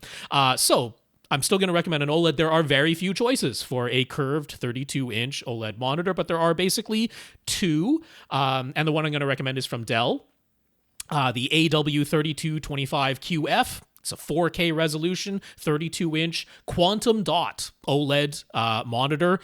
Fantastic performance. The only negative that I have about it is if you have quite bright room lighting, then being a quantum dot OLED with no polarizing filter on the front of it, just the native black level will rise to a dark gray under bright room lighting. If you turn the lights off in a room, it is inky black like an OLED will be, but the screen surface itself washes out a little bit in, I'm not going to say just normal room lighting, bright room lighting. You'll notice that the black doesn't stay inky black. So that could be a maybe consideration, but compared to the LCD, it's still going to be better than that as far as black levels and contrast goes. So Acer has one in their Predator series, an X32 OLED monitor that is also available. That is curved as well, but it's not quite as accurate. It's not quite as bright. The Dell is a little bit better performer and actually costs us a little bit less than the Acer Predator. So there's no real reason not to go with the Dell AW3225QF. That's my top recommendation. Do note that the rated curve on the Samsung LCD monitor was an 1800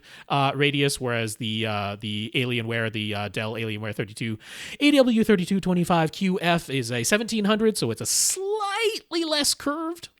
You might need to move your seat an inch or two away to keep exactly that same equal distance, but it's pretty darn close, and there's nothing that's closer.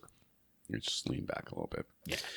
Greg. Throughout 2024, Greg sold a bunch of used AV gear as well as some used guitar equipment. Every item he sold went for less than the original purchase price, but he doesn't have the original receipts. Most of it was shipped to addresses outside of his local area, and he used PayPal to accept payment for all of them. Apparently, PayPal reports all of this to the IRS for tax purposes. He received a W-2 tax receipt in the mail. He hasn't talked to his accountant who was doing his taxes about it yet, but if he just followed the W-2 form, he'll be facing fairly large tax consequences. Have either of us faced this sort of thing from selling used gear before? Do we know if he will actually be on the hook for this? Should he have charged sales tax when he sold his used gear? I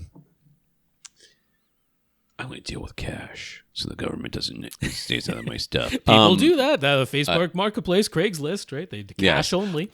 I have not dealt with this at all because I don't ever sell used gear. My wife has talked to me about this recently, and she's like, "Why don't you sell some of the stuff that you review?" And I'm like, "Well, first of all, ethically and professionally, it has implications. Like, I don't sell stuff that I review because people will stop sending you stuff to review if they find out that you're just selling it on the side. It's sort of a thing. They expect you to keep it and use it for reference, or they expect you to send it back, which is always okay with me. I do that quite a bit. But the stuff that they don't want back, I don't ever sell. It's just professionally, it's a problem. But more than that, it's just a hassle that I don't need. I'd rather just give it away because it's too much. That's me too. The people who ask why haven't I sold my stuff, I'm like, it's just the hassle of it. It is purely the reason.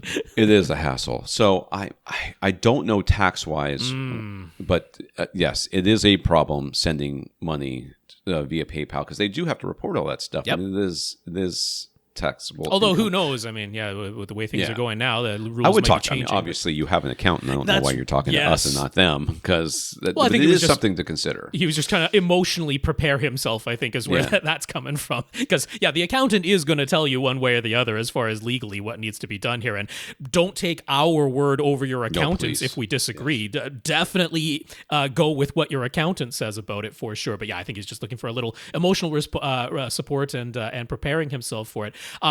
The rules in Canada for selling things are definitely different, tax purpose-wise. Our tax structure is significantly different from the United States. So the last time I looked this up, and I'm not sure that this is true for Canada anymore, but the last time I looked it up, there was basically a threshold. It was $29,999.99. You sell less than that, and you don't have to report it on Canadian taxes, but you sell $30,000 or more, and you do have to report it. So there was a threshold. I don't know if you broke that sort of threshold or if there's a similar threshold in the United States for that sort of thing. There are also rules about what he mentioned there if you were actually selling it for a profit. So you bought a piece of artwork and it appreciated in value and you sell it at a higher price than what you obtained it for. That involves sales tax for sure. But he said everything that he sold for less than he bought it. I don't know for sure, but it's certainly not out of the question that there is actually taxes that you have to pay when you sell a car. You have to pay tax for sure. Yeah. And you're typically selling your used car for less than you bought it, but you still have to pay tax on that transaction. Not out of the question. Do prepare yourself. You might have to pay some tax. I bet it's with your professional accountant. I can't guarantee this. Don't take my word for it, but I bet it's not exactly there's probably a way to make it less, or there probably is some kind of threshold or something like that, or you've got I don't know, maybe you have your own personal business and there's ways to put your personal items in with your professional business. I don't know what's going on in your life that way, so your accountant is the one to listen to for sure. And this is something you wouldn't have thought of beforehand, and I completely understand that, but now that you have experienced it, this is how we unfortunately sometimes we learn expensive lessons, and hopefully it won't be an expensive lesson for you, but during this conversation with your accountant, you're like, well, how should I have handled this? Yes. Because sales tax is certainly not something you can charge when you're selling things person to person. Yeah. What you do, though, is as part of the sales price, you take some of the money and you put it to the side. Yeah.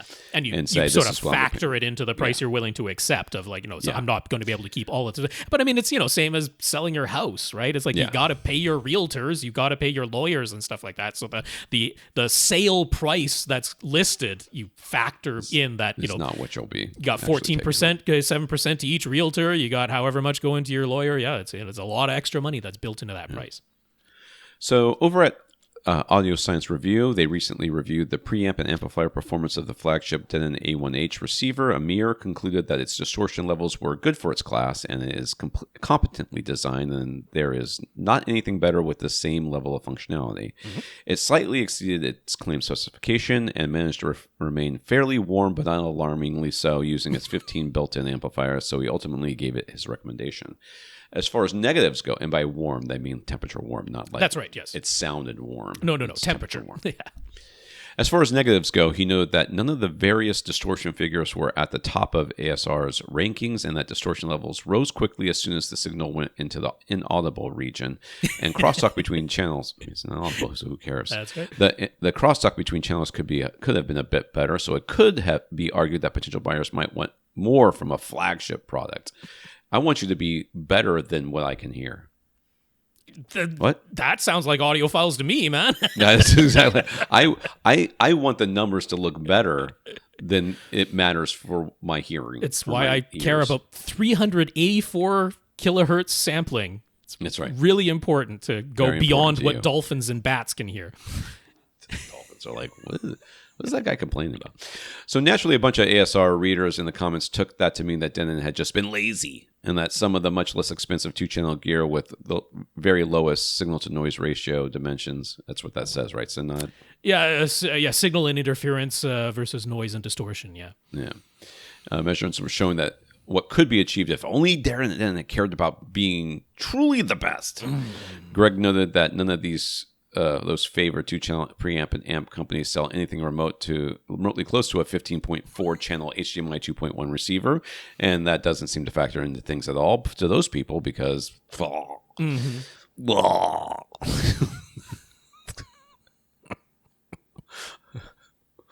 Because why would it matter to somebody who's just being pedantic? According to the comments, Denon really dropped the ball here. Anybody who bought an A1H is just a sucker who fancies checkboxes on a feature sheet over true audio perfection and performance. As we can tell, he thinks the comments are all nonsense, but in all seriousness, when do the objective measurements stop mattering in terms of comparing some 0.001%, THD difference between different products out in the market? Are the ordered rankings just leading people astray? Yes. Yeah. This is the bane of a person who truly cares about reviewing a product's, because all of us started off the same place these asinine commenters started from, which is I want a true ranking of performance from best to worst, or worst to best. Put a number on it. I want a number on it. I want a grade on it. I want something on it that tells me which one is definitively the best, and then from there, how they rank. Okay? And the reality is, past a certain threshold, it doesn't matter. They're all the same. Yeah. They're all the same. But nobody wants to hear that. Yeah. They want to know which one is the absolute, undeniable best. And then anything that's less than that is clearly worse. Yeah. And that's why I don't give rankings. And most serious reviewers stopped giving rankings a long time ago, because the rankings are always used against you. Not only is it not good for your business as a reviewer, because the manufacturers are like, how come this other one got a 0.5 and you didn't give mine a 0.5? Or, how come I'm slightly below this one because look at all these different things. It's not that it's subjective versus objective measurements. That's not what we're talking. We use objective measurements when we're doing our reviews. The thing is that by ranking them, you are artificially creating a system that isn't reflective of what's actually happening in reality. So the reality is that only certain differences matter, and those are the differences that you can either hear or experience. And any difference that you can show via measurement that exists but isn't audible does not matter. It doesn't matter that one thing versus another. So an example I can give you from like real world, something that you might experience, is you've had your tires changed on your car. I know you have. At some point, you got a flat tire and they put a different tire on there. Maybe they put 4 different tires on there. And then you drove away. How many times have you gone, wow, the ride in this car feels completely different now that I've gotten these new tires on there? Chances are you've never said that. You've never experienced it. You can notice a grip change if you went from bald tires to tires that have proper treads. You could, right? And that is a massive difference that is something that you can actually experience. But just going straight down the road, just rolling along, if you did not change the width of the tires, meaning you didn't get like some low-profile tires, because I've been in the car with low-profile tires, and you're like, man, this ride sucks. Like, you feel everything. Versus something that's got like a much thicker, wider. I don't know how you call those things. I don't know what the diameter is different. Anyways, you don't experience any difference. And that is what we're talking about with many audio things, especially amplifiers, where you're like, oh, I can show that there's a little bit of a performance difference here versus there. Blah, blah, blah. It doesn't matter. You can't hear it, so who cares? And that's what that's what I am trying to say as a reviewer is, let's talk about the things that actually mean something to your experience of the audio, not just something that you can measure with an oscilloscope or a measurement microphone, which doesn't actually apply to how you are going to experience this device. Absolutely getting into academic curiosity only, which, you know what, I don't mind when there are technical review sites that get into just academic differences, because when we are talking about just from an engineering standpoint, what can be done or what limitations are there here, that's the fun of engineering. I really I look at what has been measured on this A1H by Amir over at Audio Science Review, and it's like, that's darn good engineering. That's what that is. Like when you say it's ruler flat within the audible range of frequencies, and you have these DACs or this processing that can go beyond the audible range, but what we've actually done is designed it so that, closely after you get out there, like we sort of put these limits on there, but that means that within that audible band, it's like really, really excellent performance. I'm like, that's darn good engineering. That's what that is. That's not a negative. That's a positive in my view, or at least you had people who clearly knew what they were doing. They were paying attention. This didn't happen by accident. That you had these really good results within the audible range, and then technically that processor can go to higher numbers. It can calculate higher numbers or, higher sampling rates or whatever it is, but that it was purposefully engineered that the distortion, if it's going to go up, is going to be outside of the audible range. That means somebody was paying attention when you can see that in the objective measurements. So it's purely academic, purely pedantic, and it's, you already knew it's not something that you had to worry about, but it's the same thing as when you read video game reviews, and like how many decades have we gone at this point where people have argued in the comment section over the decimal point of the score that was given to a video game in a video game review. It's weird how if you listen to some of these review websites and stuff, it's like the editors are agonizing and arguing over what their scale should be and whether they should change to a 20-point scale or a 100-point scale or stick to a 10-point scale or a 5-point scale, and how they're going to rank games. It's like, oh, the sequel came out and it's like, well, these parts were the same as the first game, or they even reused assets, so can we really score that the same, or now that time has passed we have to score it lower? It's like, what is it? Is the game fun?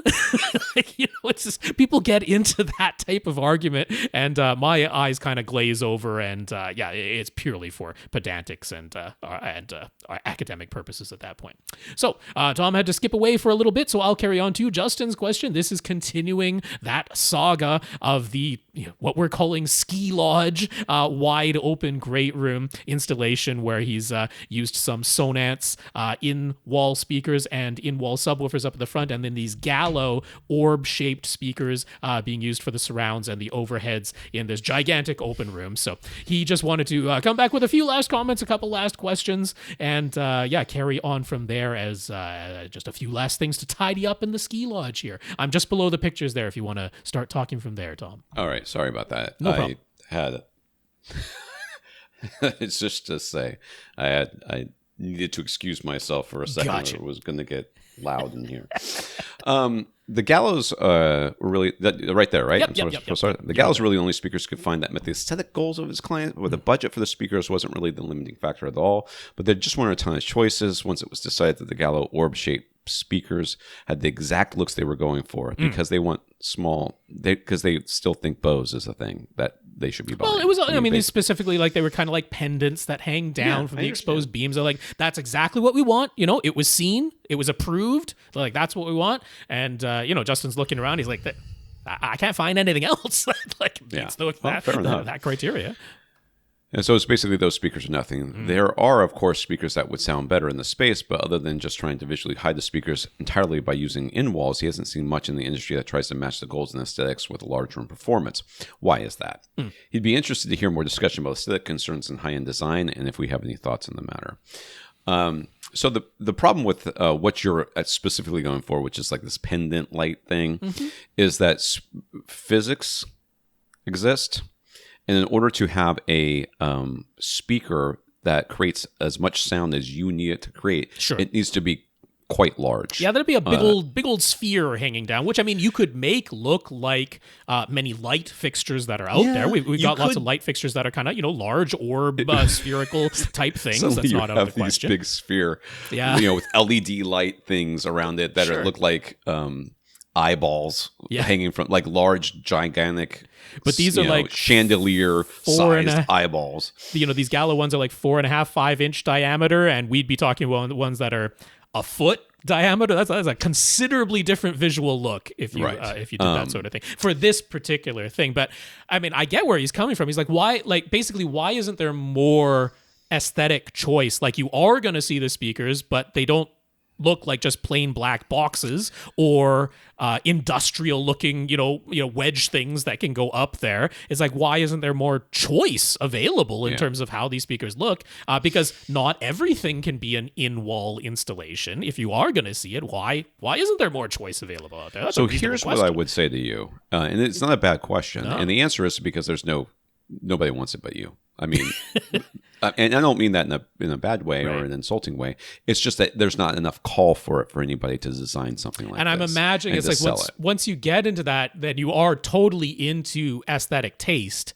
Yes. And it's like, can you create something that's popular enough that it makes sense as a product to offer on a, like, we might be talking mass about market. But I mean just like mass production, and we're not talking millions of units, but just at some point you're either doing, well, we can custom build you something, and obviously the price for that is going to be very high as a one-off product. And I mean, that is an option, right? If your clients have the budget and they care so much about the aesthetics and the performance that they're willing to pay whatever it takes to do a one-off custom job, that can be done. Things can be fabricated, but of course the price is there. But on the other side, if you're like, well, no, they aren't willing to go to that extreme, then a company has to decide, well, we've hit upon a design that's popular enough that we can mass produce it to a level enough that it financially makes sense. It's still going to be an expensive product. It's obviously going to be more expensive than a plain black rectangle of a box.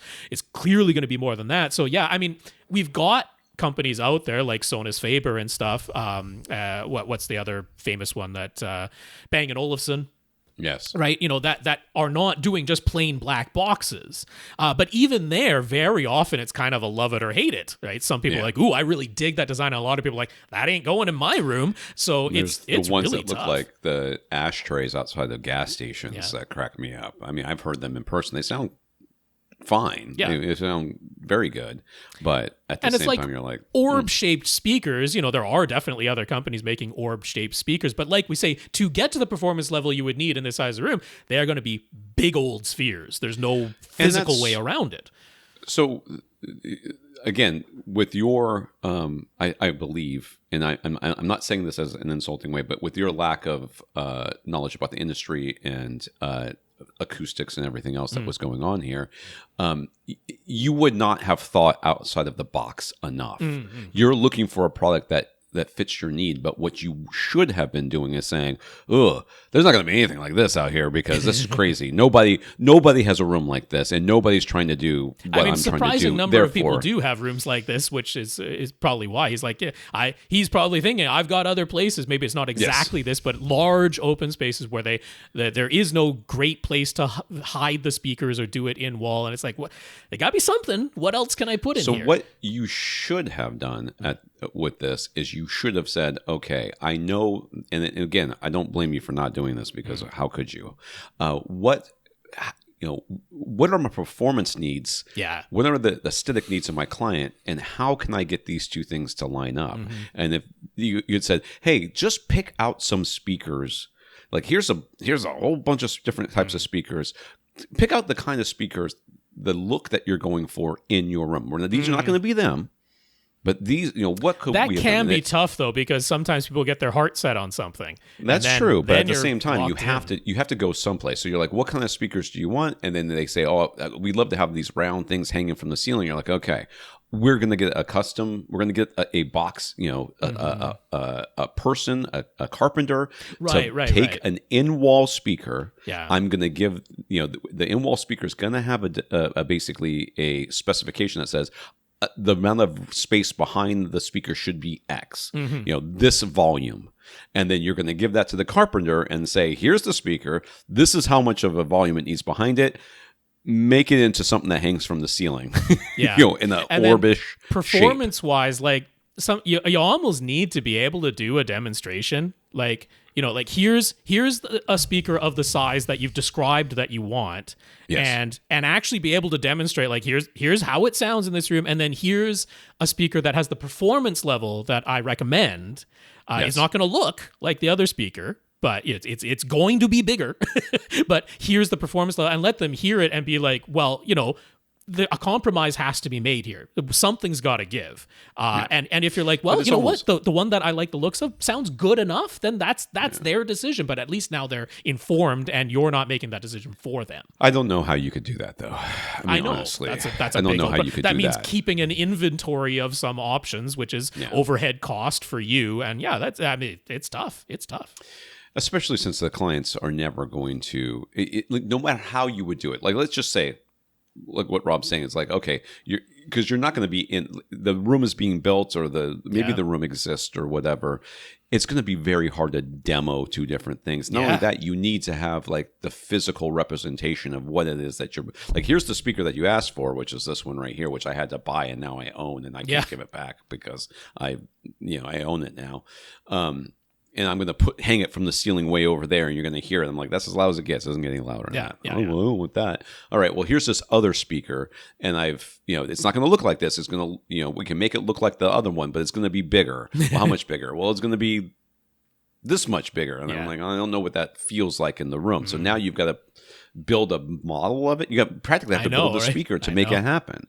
A lot of times in situations like this, not in this specific, but like in a normal room, we would say, if you're going to buy a subwoofer online, before you buy it, you build a cardboard box that's the dimensions of it. So in the same thing, I would say to you, you could build like a model of this thing and then hang it from the ceiling and say, that's what visually it's going to look like. It's going to look that big in here. This is a lot of work. With AR, that'd be handy. Get some software. Yeah, sure. Build going. an app that does it for you. I don't know. I mean, this is so. What I'm saying is, there was no good solution here. No matter how you tried to do this with your clients, bringing them along in this process, you have to do one of two things. You have to say, here's the speaker options that are out there. Pick one. I'll put it in there, and we'll make it work as good as we can. Which is what you did, which is fine. Or you say, you're going to trust me. You want an orb speaker hanging from the ceiling. I'm going to get something made custom just for you. It's going to be great. It's going to sound great. It's going to sound exactly the way you want it to sound, that you're telling me you want it to sound. And then we're going to install it. And at the end, you're going to just have to hope that they look up and go, well, those things are way too big. Right. Or hope they don't say that. Yeah. And then say that they're upset about it and they want something smaller, in which case you're like, well, it can't be smaller because you said you wanted this performance. And this is what gives you that performance. Like, well, I don't care. I want the smaller thing. that's what you risk. So there was no good solution for you here, in my opinion. You had to either have the trust of the client, the unwavering trust of the client, and then you had to make the right decision that was going to make them happy no matter what, or you had to just do what they asked for, and you're like, this is it. This is what you asked for. I gave it to you, and now, it's tough. I see where he's coming from. Yeah. Absolutely. Absolutely. I do this all the time when I'm working on bikes for people. I'm like, they come in, they're like, can you just do this? I'm like, no, I can't do it. Yeah. Because what you're asking me to just do, in order to just do that one thing, I have to do everything, right? I have to do everything else on the bike. And if I give you back a bike and you say, I just want you to put a tube in the rear, right? Which happens all the time. I'm like, well, I can't do that because your wheel is out of round because you've got a broken spoke. Oh, I don't worry about that. Just put a tube in it. And I give it back to them. And they're like, well, the wheel doesn't spin. I'm like, I know, it's because they're rubbing against the brake because your spoke's broken.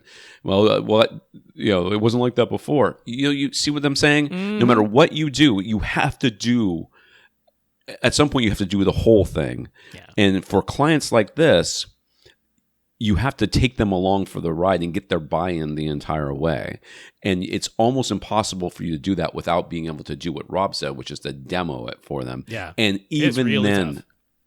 They're going to be like, well, that's what we said last time. You come across this again, you subcontract. You let someone else take the blame. This is someone else takes the blame.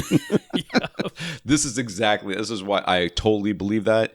Get an audio professional in there. And and again, this is more so that you end up smelling like a rose at the end. Like, hey, this is, I introduced you to a couple of subcontractors. This is the one you chose. You agreed on the design with them. They installed it. You're not happy. We can talk to them about it, but my hands are clean. Yeah. So because if you're trying to expand your installation business into the audio realm of things, that is a new kettle of fish for you. that is a specialized area. Yeah. Especially with like this type of design, you really need somebody to like draw it out or do, like Rob said, like an AR thing. But I really believe that what would have happened is they would have created like like you see the drawings on the HDTV when somebody's going to redo your kitchen. They draw the kitchen out for them. They have it all in CAD or whatever it is. They would have had to do something like that and then have the client go, yeah, that looks okay, and then sign off on it beforehand. Yeah. So we've recommended a couple of different amplifiers over the last. We missed B. Oh, I missed B?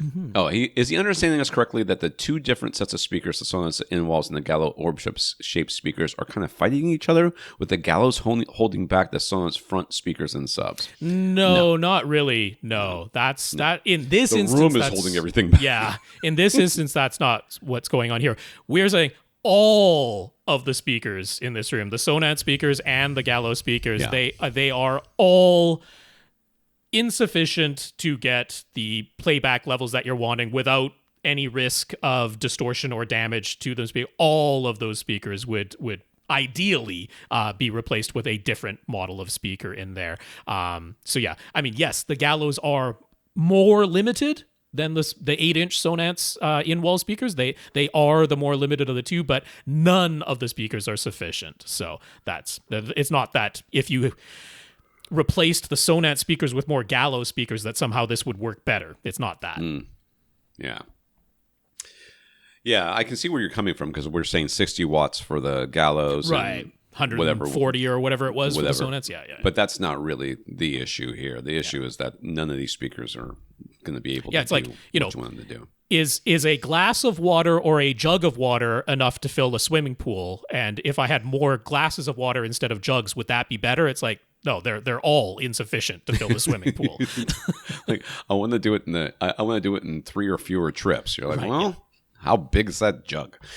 So we've recommended a couple of different amplifiers over the past 2 weeks. There is already a Sonos DSP 130 amp installed in the setup, 130 watts by 8, as the name implies. There's a few channels still free and available. So please don't pull the grenade pin. So would it make sense to use that existing amplifier to power the front 3 Sonos in-wall speakers? Would it help the Pioneer receiver that we said is choking the electrical current that can be fed to the 9 speakers in the room? No. I mean, it's tough because I can technically say yes. Yeah. I mean, I can technically say that offloading any amount of the amplification from the built-in amplifiers of the Pioneer, it's on the technical level, it's like, yes, that is a minor bit of help. It's still not going to be enough because the speakers themselves simply cannot fill this volume of air. It doesn't matter how much wattage you give these speakers, any of them, the Sonenses or the Galas. It doesn't matter how much wattage you give them. None of the speakers can contend with this volume of air that is inside of this room. But I honestly believe that trying to increase the output of any speaker in this room is really asking for trouble. I think that you've hit accidentally on this sort of weird sweet spot where nothing is clipping and nothing is, well, I mean, it's clipping, but nothing is catching on fire or shutting down or going into protection mode or any of those things. And any trying to tweak it to get just a little bit more sound, which I don't think will make a real audible difference. I think that you will get more sound, but from the seats, from the distances that you're sitting, it will not be like suddenly twice as loud. It will not sound, much louder, maybe measurably louder. If you were going to do the amplifier thing, I would kind of do all or nothing. I would, if you replace all the amplification, you're not using any of the built-in AV receiver amplification anymore. It's purely being used as a preamp, and you replace all of the amplification to all of the speakers. Well, then you can still do what you've done before, which is just set a volume limit, and now it's going to be 1 decibel higher, maybe 2 decibels higher than it was with the built-in amplification of the AV receiver. And it'll still be safe to do it that way. But yeah, trying to mix and jigger after this, it's not worth the risk. It's not that on a technical level, you might be able to eke 1 decibel more out of it. I like to be completely truthful, but on a safety performance line, it's probably not worth doing. So on both sides of this, I do not recommend you do much here, and that is because not only will you risk something going into protection mode and things going poorly, and potentially even really damaging something, but on the other side, the performance benefit you're going to get is negligible. So even if you were to take these 3 amplifiers, how audibly noticeable is it actually going to be? I just don't think it's going to be noticeable enough for it to be worth the risk. Because you're already running into the limits of the speakers themselves. So. Yeah. Steve. So as a rule, Steve knows, quote unquote, he should hate Odyssey dynamic volume. He has always tried to avoid it, but sometimes even he doesn't want the absolute loudest bursts to startle him out of his seat. And hearing his wife yell, "Steve, turn it down," does tend to break the illusion of being immersed in the movie, even more than the full dynamic range of the soundtrack being limited somewhat by dynamic compression. More than that, though, he's been on a Christopher Nolan movie kick recently, and he would have to argue turning dynamic volume on has made the dialogue easier to understand. That's because Christopher Nolan kind of sucks. Okay. It just makes me mad to say that. It does also make the quiet parts louder in addition to making the louder parts quieter. That's right. Yeah.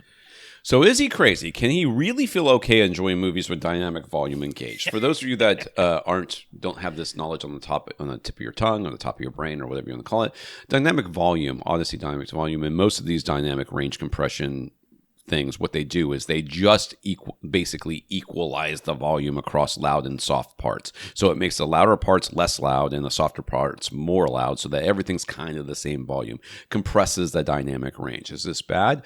Well, if you're looking for like when you're listening to some music and it swells and you can feel sort of that tingle up your spine when something like that happens, you're watching a movie and you can hear the music building behind it and it's getting louder and louder, or some sound effect happening, that startles you, that dynamic range, the differences in the volumes from the softest to the loudest parts is part of the immersion. It's part of the realism of what you're watching. Dynamic volume and the different there's a bunch of different programs that do it, and I have an article about it. That what it does is it just makes everything much more uniform across everything. And what he's saying here, and first of all, I do not think you should hate dynamic volume. I think that you should not use it. It has its uses. Unless you have a use for it. And I used to use dynamic volume and other programs like it all the time when I was falling asleep in front of the TV for like a Sunday afternoon nap. Because the commercials would come on. This was back when I had cable TV. The commercials would come on and they would be 17 times louder. I have it turned on for my parents because my mom absolutely hates, and this happens all the time. Like a lot of TVs and movie, when they have music, right? Like it just goes to a licensed song. It's like wildly louder than the rest of the movie. And that really bugs my mom. She hates it when they do that. So I'm like, well, I'm going to activate Odyssey Dynamic Volume for her. And she enjoys watching TV and movies more when the volume of the soundtrack isn't making that wild swing. It's like, there ain't nothing wrong with that. She would not enjoy watching the TVs and movies as much with dynamic volume turned off. That is all the justification that you could ever need. So you're describing the same thing. You're like, it's not all 100% of the time, but for certain times or for certain pieces of content, I enjoy it more with it turned on. Ain't nothing wrong with that. That's what it's there for. It's not as though if you turn dynamic volume on that you can never turn it off again. That you have stuck to that choice, all or nothing. And there is Once no you put it on, it's on forever. You can absolutely turn it back off when the opportunity arises and you enjoy it more with it turned off. So by all means, use the function that is available to you in your AV receiver. Nothing wrong with that. The other thing I want to mention here, because he's talking about his wife yelling to turn it down. Yeah. So a lot of times when that happens, and I don't know if this is the case with you, and I'm not saying that it is. What I'm saying is I'm using you as a springboard into discussing this real quick. Many times when this happens, what's happening is that you don't have an enclosed space. Sure.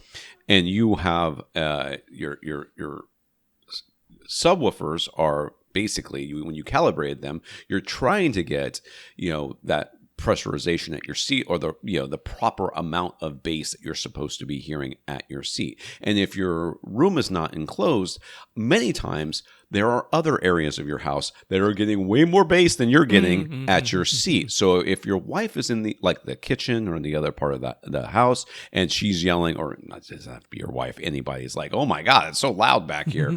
That's what's happening. So this is a good example of why it is that we often advocate for enclosed spaces, because if you can, if you can't, then you can't. But realize that that's why she's not being unreasonable. It really is super loud over there.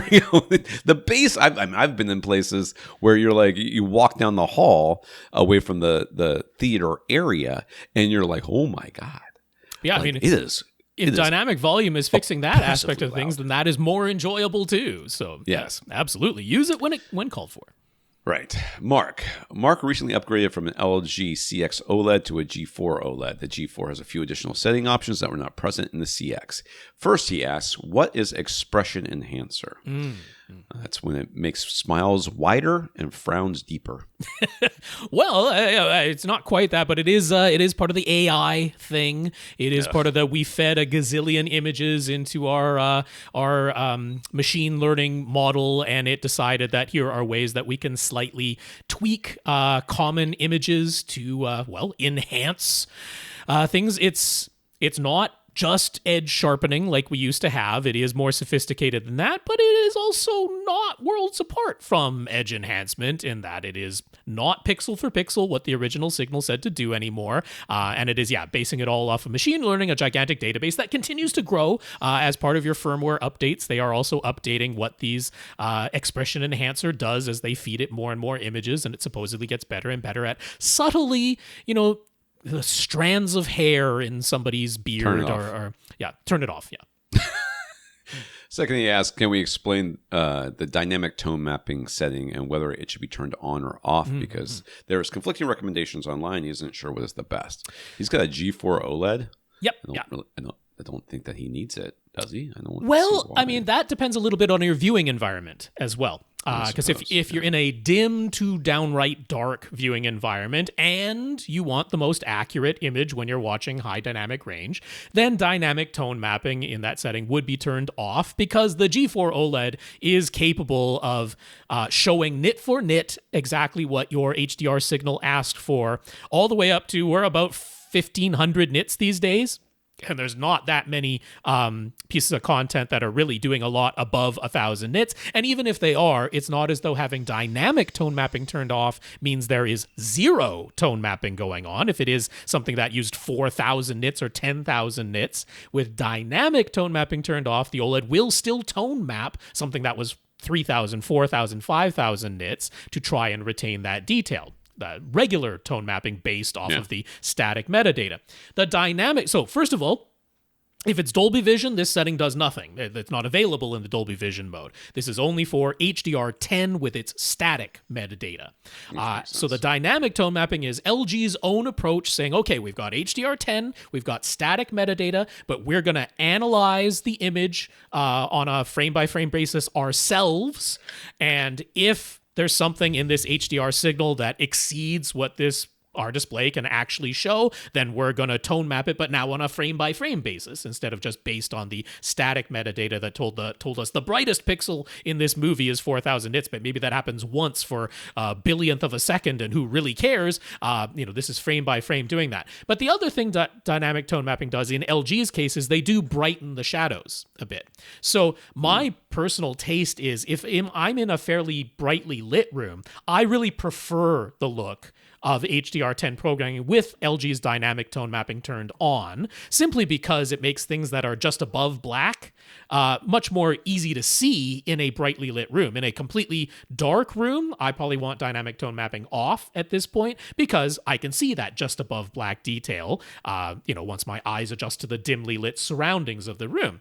But if you're in a brightly lit room, it really does make shadows just more visible, and I really like the way it does that, and I don't think it overdoes it. So if you want purity, if your ambient light situation is dim or dark, I would probably turn it off. That would be my starting point. But again, there's nothing wrong with, by your taste, and particularly in a brightly lit room, turning it on. I think it does a nice job of getting those shadow details back. And yeah, since it's a bright display, that G4 OLED anyway, the highlights aren't really a problem either way. I'm hoping we could do at least a couple more. Let's try. I know. To go. All right, Ryan. Ryan wants better audio quality in his living room setup. He already has a dedicated home theater room, so he doesn't need this to be the best sound in the house or anything, but he wants something better than his pair of first-generation Sonos Play 1 wireless speakers. There are a lot of restrictions, though. If he gets any other pair of speakers, they would still need to go under his TV screen, and since there are zero plans to move anything, they really couldn't be any bigger than the Sonos Play 1 speaker that just barely fits as it is.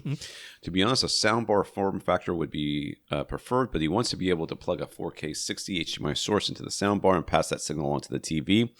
And he also wants either a Toslink or coax input on the soundbar so that he can listen to his Weem streamer box without having to turn the TV on. So his max budget is $1,000. Any suggestions? I do have a suggestion, one that I've been suggesting over the past few weeks. It definitely leapt to mind, and I'm not going to try to talk you away from the soundbar form factor here, because if you want an upgrade on the sound quality of your Sonos Play 1 speakers, but you absolutely cannot make them any bigger, it's like, I can get you ones that are maybe a tiny bit better, but really not like worthwhile better type of thing. Whereas I think the JBL Bar 500 soundbar is pretty darn decent. I think it sounds better than the Sonos Play 1 speakers. I don't think it sounds as good as a really good pair of larger bookshelf speakers plus a subwoofer. I think you can still get better audio quality than the JBL Bar 500, but when you factor in convenience and form factor and price and all of these things, I don't mind recommending the JBL Bar 500. I think it's a pretty good soundbar with a nice 10-inch subwoofer that is not a piece of junk, thank goodness. And so many other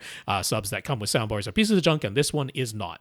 MSRP is $600. That's on sale right now for $400, so definitely not breaking the budget. And it does have the complement of jacks that you were looking for. It has a single HDMI input that is just an HDMI input, but it's right up to date. It's HDMI 2.1, 4K 120 VRR, so 4K 60, no problem whatsoever. It has its HDMI output, which is also an eARC port, so it's ready for that. And it has an optical jack that you can plug your Weem streamer into as well. So it's got the full jack pack that you were looking for, and fits the price and fits the form factor, and that's the one I'd recommend. JBL Bar 500. Brandon was intrigued by Rob's description of the RBH folded ribbon tweeters having a slight but noticeable difference in their sound being bang on axis versus slightly off axis. Does that go for the RAW ribbon tweeters as well? Rob uses the heavy toe and crossfire approach himself, right? What's the approximate cone of dispersion, both horizontal and vertical, of the RAW ribbon tweeters? And is it about the same for the RBH folded ribbon tweeters? Yeah. So my experience, the RAW ribbon tweeters, I would say that from bang right on dead on axis to very, very slightly off. Like that's the moment when you can hear a little difference there. And I think that's entirely just due to the physical width of that driver. There's kind of no way around it. That like exactly on axis, you really are getting that completely rectangular wavefront coming there, whereas everywhere else it just starts to spread out a little bit. It is really wide horizontal dispersion on the RAW ribbon tweeters. It's like plus minus I'd give it at least plus minus 35 degrees to either side. It's a nice wide even dispersion on those speakers, but vertically to my ears, like I tried the whole thing of like actually holding the little level on my phone, the little bubble level thing on my phone, and from my ears doing my experiment of getting about a foot away from the speakers and just kind of moving myself while Pink Noise is playing until I can hear a difference in the tone and timbre of the sound, I got to about plus minus 12 degrees vertically, much more narrow. And actually Dave Fabricant over at Ascend, he's like measuring it on Clipple. He's like, yeah, if we want to be accurate, it's plus minus 10 vertically, like even narrower than my ears told me looking at a bubble level app on my phone. But yeah, it is narrow vertical dispersion. It is quite similar on the folded ribbon tweeters, although I would say the folded ribbon tweeters, I think you have to get a little bit, like, this is my experience of it, have to get a little bit wider. Let's see, what would I say? Like the RAW ribbon tweet is like the moment you move a tiny fraction of an inch left or right, like that's the moment that you hear the difference in sound. To me, the folded ribbon tweet is just a little bit wider. Like you got to get maybe a couple of degrees off axis, and that's when you hear a pretty distinct line in the change of the tone and timbre. It's like you got maybe plus or minus 2 degrees to left and right from bang on axis, and that sounds pretty similar. And then you go just outside of that boundary, and there's like a noticeable change in the timbre and sound, but then it's wide dispersion. I would say about plus minus 25, 30 degrees, maybe not quite as wide as the RAW ribbon tweeter. Vertically, quite similar. It's like, plus minus maybe 15 degrees on the folded ribbon tweeter. It's maybe a little taller vertically. That's been my experience of it personally. So the slight differences, but more similar than different. All right, lastly, we have Infinite Gary. Gary hasn't noticed much discussion about black projector screens. What's the reason for that? Why aren't they a more popular topic? The good ones are really expensive and require a gazillion lumens to light them. Yeah, I can only imagine how much light you have to throw at this black screen to get white to bounce off of it. Yeah, what Screen of Innovations has done, they partnered up with that. What was the name of that company? But anyway, the Carbon Black. That was it. They partnered up with the company that made the Carbon Black. Now, I haven't seen it in person, but I've seen the demonstrations. I've seen the measurements on the thing, and it's like it's really impressive. But you also need all the lumens because it's like a 0.2 gain that ends up coming off of there, and it's expensive. It's really expensive. So Screen Innovations, they have now sort of combined some of their previous slate black technology with the carbon black, and they've gotten something that's a little bit more reasonable for a little bit higher gain. It's impressive stuff, but it's still very expensive. When you're talking about like, why aren't we more enthused about the YouTube hype videos of these black screens? Some of them are like even DIY because it's all crap. It's all absolute crap. I don't like gray screens. Yeah. Why would anyone think that I might like a black one? It's those YouTube videos, like they're pretty convincing. Honestly, they all are because it's all that's their whole thing is to try to. They're very excited about the potential of you clicking on their video and getting them ad money. That's the only reason they're talking about this. But Believe also me, the reason the company name, there's one in particular out there that drummed up a lot of hype. There's a few years ago, and they seem to have sort of faded from the scene. But the reason that their company name was quite literally changing every month is they didn't have a whole lot of customer satisfaction because those screens were crap. So yeah, that's the main reason you don't hear a lot of discussion about them. There are black screens. That carbon black is legit, but it is really expensive, and you need all the lumens. So at that point, I'm like, why aren't I getting a micro LED display? Because you're into that exact same territory at that point. Right. All right, who do we have left, Rob? Okay, so we did have Eric, who is a question that is going to keep for a while, so I didn't mind going there, but that's a very long and in-depth one that could go on for a while. But in addition, Dave, I was hoping to get to Dave's, but Dave, maybe I'll email you back because it's a quick reply I can give you on that one, so you're not waiting forever and ever. No, John... That's the reply. Yes. I don't know what the question was. No. It's definitely not no. John has several questions coming up here. Eliezer, and that is it. Yeah. Those will be on the list for next week. All right. We want to thank our listeners of the week. We want to thank all of the people who went to PayPal in the recent months and sent us PayPal donations at avrant.com, as well as our 133 patrons over at patreon.com, including Mark. Yes, that is patreon.com/AVRant podcast if you'd like to sign up to make an automatic monthly donation. And a big thanks to our 133 patrons over there. Mark, thank you for being one of them. And we want to remind Jim that his movie code does work if he wants to redeem his movie from God knows when. Thank you, Jim. And we got notes of gratitude from Greg, Karl, Infinite, Gary, Mark, and Dave. Thank you for thanking us. Yes, those names one more time were Greg, Karl, Infinite, Gary, Mark, and Dave. Thank you very much for the notes of gratitude and encouragement. Going through this podcast episode has lightened my mood a little bit, so hopefully it did that for other folks as well. Apologies about the beginning, but we're just being honest. That's what was on my mind, and I couldn't help it. It had to come out of my mouth, so that's the way it goes. All right. If you want to get your question answered, all you have to do is ask. You ask by emailing us at question@avrant.com. For AVRant, I'm Tom Andry. And I'm Rob H. Now go out and listen to something.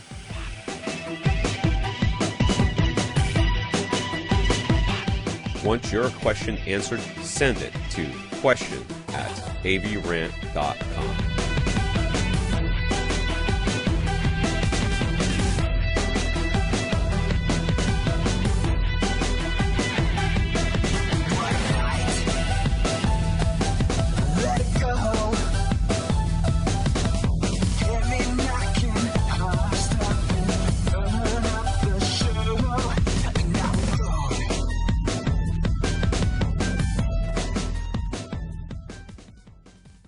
This is AVRant.